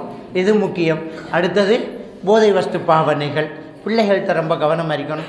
ஸ்கூல் பிள்ளைகள் பாவிக்கானுகள். ஸ்கூலில் சாக்லேட்டில் போகுது, ஐஸ், குச்சி ஐஸ்கிரீம் இதில் எல்லாம் போகுது. நிறைய கேஸ் நம்மகிட்ட வந்ததை சொல்கிறேன் நான். இதில் எல்லாம் போகுது. இந்த விற்பனையாளர்கள் பழக்கப்பட்டவர்களை அதிகப்படுத்தி விற்பனையை அதிகப்படுத்துகிறாங்க. அது அவங்களுடைய வியாபார தந்திரம். ஒன்றை கூட்டணும்டா பாவனையாளர்கள் கூடணும். பாவனையாளர்களை எப்படி கூட்டுறண்டா, ஃப்ரீயாக 3 தடவை கொடுத்தா 3க்கும் சேர்த்து 4வது தடவை காசு வந்துடுவாங்க. இதுதான் அதில் பழக்கம். ஏனண்டா இந்த போதை வஸ்து பாவனையால் மூளையில் டோப்பமைன் ஹோமோன் கூடும். டோப்பமைன் ஹோமோன் கூடினால் அது அதே நேரத்தில் திரும்ப கூட வேண்டிய ஒரு தேவையை மூளோட ஹைப்போதலம்ஸ் ஏற்படுத்தும். அந்த மூளோட ஹைப்போதலம்ஸ் அந்த தேவையை ஏற்படுத்துறது உடலில் கடும் வலி வரும், தூக்கம் இல்லாமல் இருக்கும். அந்த வலியை நிறுத்தணுமெண்டா அதை பாவிச்சே ஆகணும். அதை பாவிச்சே ஆகணுமெண்டா களவெடுப்பான், இல்லாட்டி கழுத்தை வெட்டுவான். என்ன செஞ்சாலும் அதை பாவிச்சே ஆகுவான் அவன். அதனால் பாவனையாளர்கள் கூறுறாங்க. இந்த பாவனையாளர்கள் எப்படி விஸ்வரூபம் எடுக்கிறாங்கன்னு சொன்னால், ஒரு ஸ்டூடெண்ட்டுக்கிட்ட ஒரு மாணவன்கிட்ட கேட்டேன், பாப்பா ஒவ்வொரு நாளும் 1000-2000 வந்து நீ பாவிக்கிறையே, காசு இல்லாட்டி நீ என்னடாம்பி செய்வேன்னு சொன்னதுக்கு, களவெடுப்பேன், பாப்பாட உம்மாட சாஜிர ஃபேஸுக்குள்ளே எடுப்பேன் என்று ஒவ்வொரு வாக்கு மூலமாக தந்து அப்ரூவல் ஆனான். கடைசி அதுவும் உனக்கு இல்லாட்டி என்ன செய்வா என்று கேட்டதுக்கு, அதுக்கு ஒரு முறை இருக்கின்றான். என்னடாம்பி என்று கேட்டதுக்கு 5 பேர் ஆள் பிடிச்சி கொடுத்தா 1 ஃப்ரீ என்றான். அந்த 5 பேர் தான் நம்முடைய பிள்ளைகள். நாம் நினைக்கமே நம்மட பிள்ளை தங்கமண்டே, நம்மட பிள்ளை அவன் பிரைன் வாஷ் பண்ணுவான். அவனுக்கு காசு இல்லாட்டி அந்த கிளாஸில், அந்த தெருவில், அந்த அல்லையில், அந்த கிரவுண்டில், அந்த சுற்று வட்டாரத்தில் 5 பேர் ஆள் தேடுவான். அவன் அந்த 5 பேர் ஆள் தேடுவதற்கு அவன் மேக்சிமம் உசுரை விட்டு பாடுபடுவான். அந்த 5 பேரில் ஒரு ஆள் அவன் சொந்த தம்பியாக இருந்தாலும் யோசிக்க மாட்டான், சொந்த மருமகன் இருந்தாலும் யோசிக்க மாட்டான், மச்சினனை யோசிக்க மாட்டான். ஆள் பிடிச்சி கொடுத்து அதை பாவிச்சா தான் அவனுக்கு நிதானம் பெறும். அந்த 5 பேர் தான் நம்முட பிள்ளைகள். இதில் தான் பல்கி பெருகிறது. பெருத்தா இவர் பாவிச்சு பழகினா நம்மளோட விட்ட இனி களவு.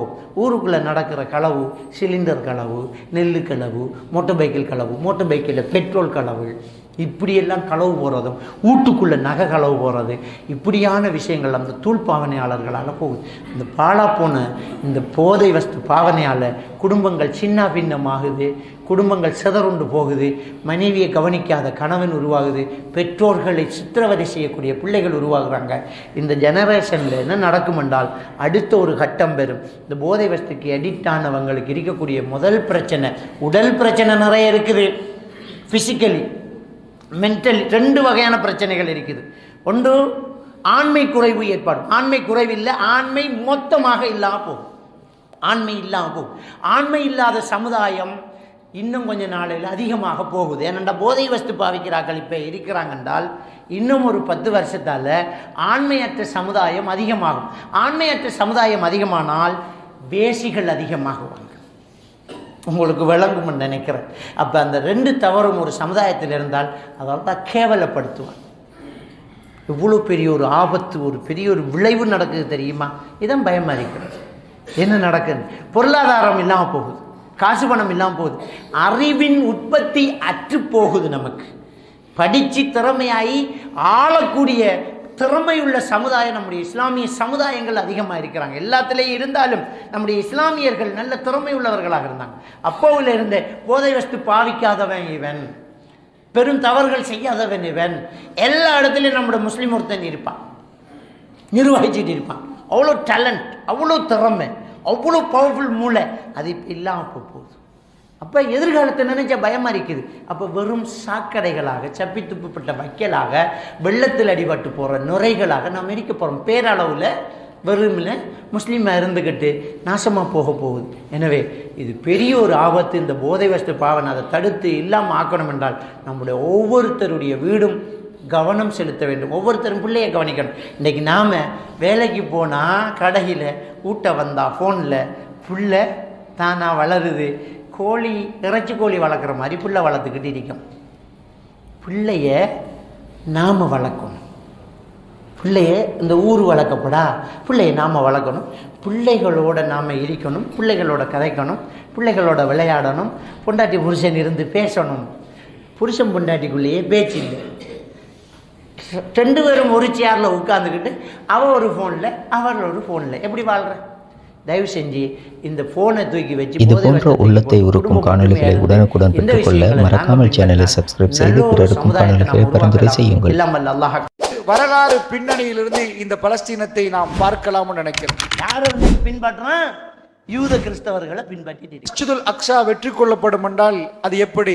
இப்போ பொண்ணெடுக்க போனால் அங்கே மார்க்கத்தை பார்க்குறல்ல, அவருக்கு பியூட்டியாக இருந்ததை பார்க்குறார். ட்ரிக்ஸ் சீதனம் எடுக்கிறல்ல, ஆனால் உள்ளது மறுபுள்ள இருக்கிற இடத்த நல்ல தேவையில்லைண்டாலும் இனி அவருக்கு தானே.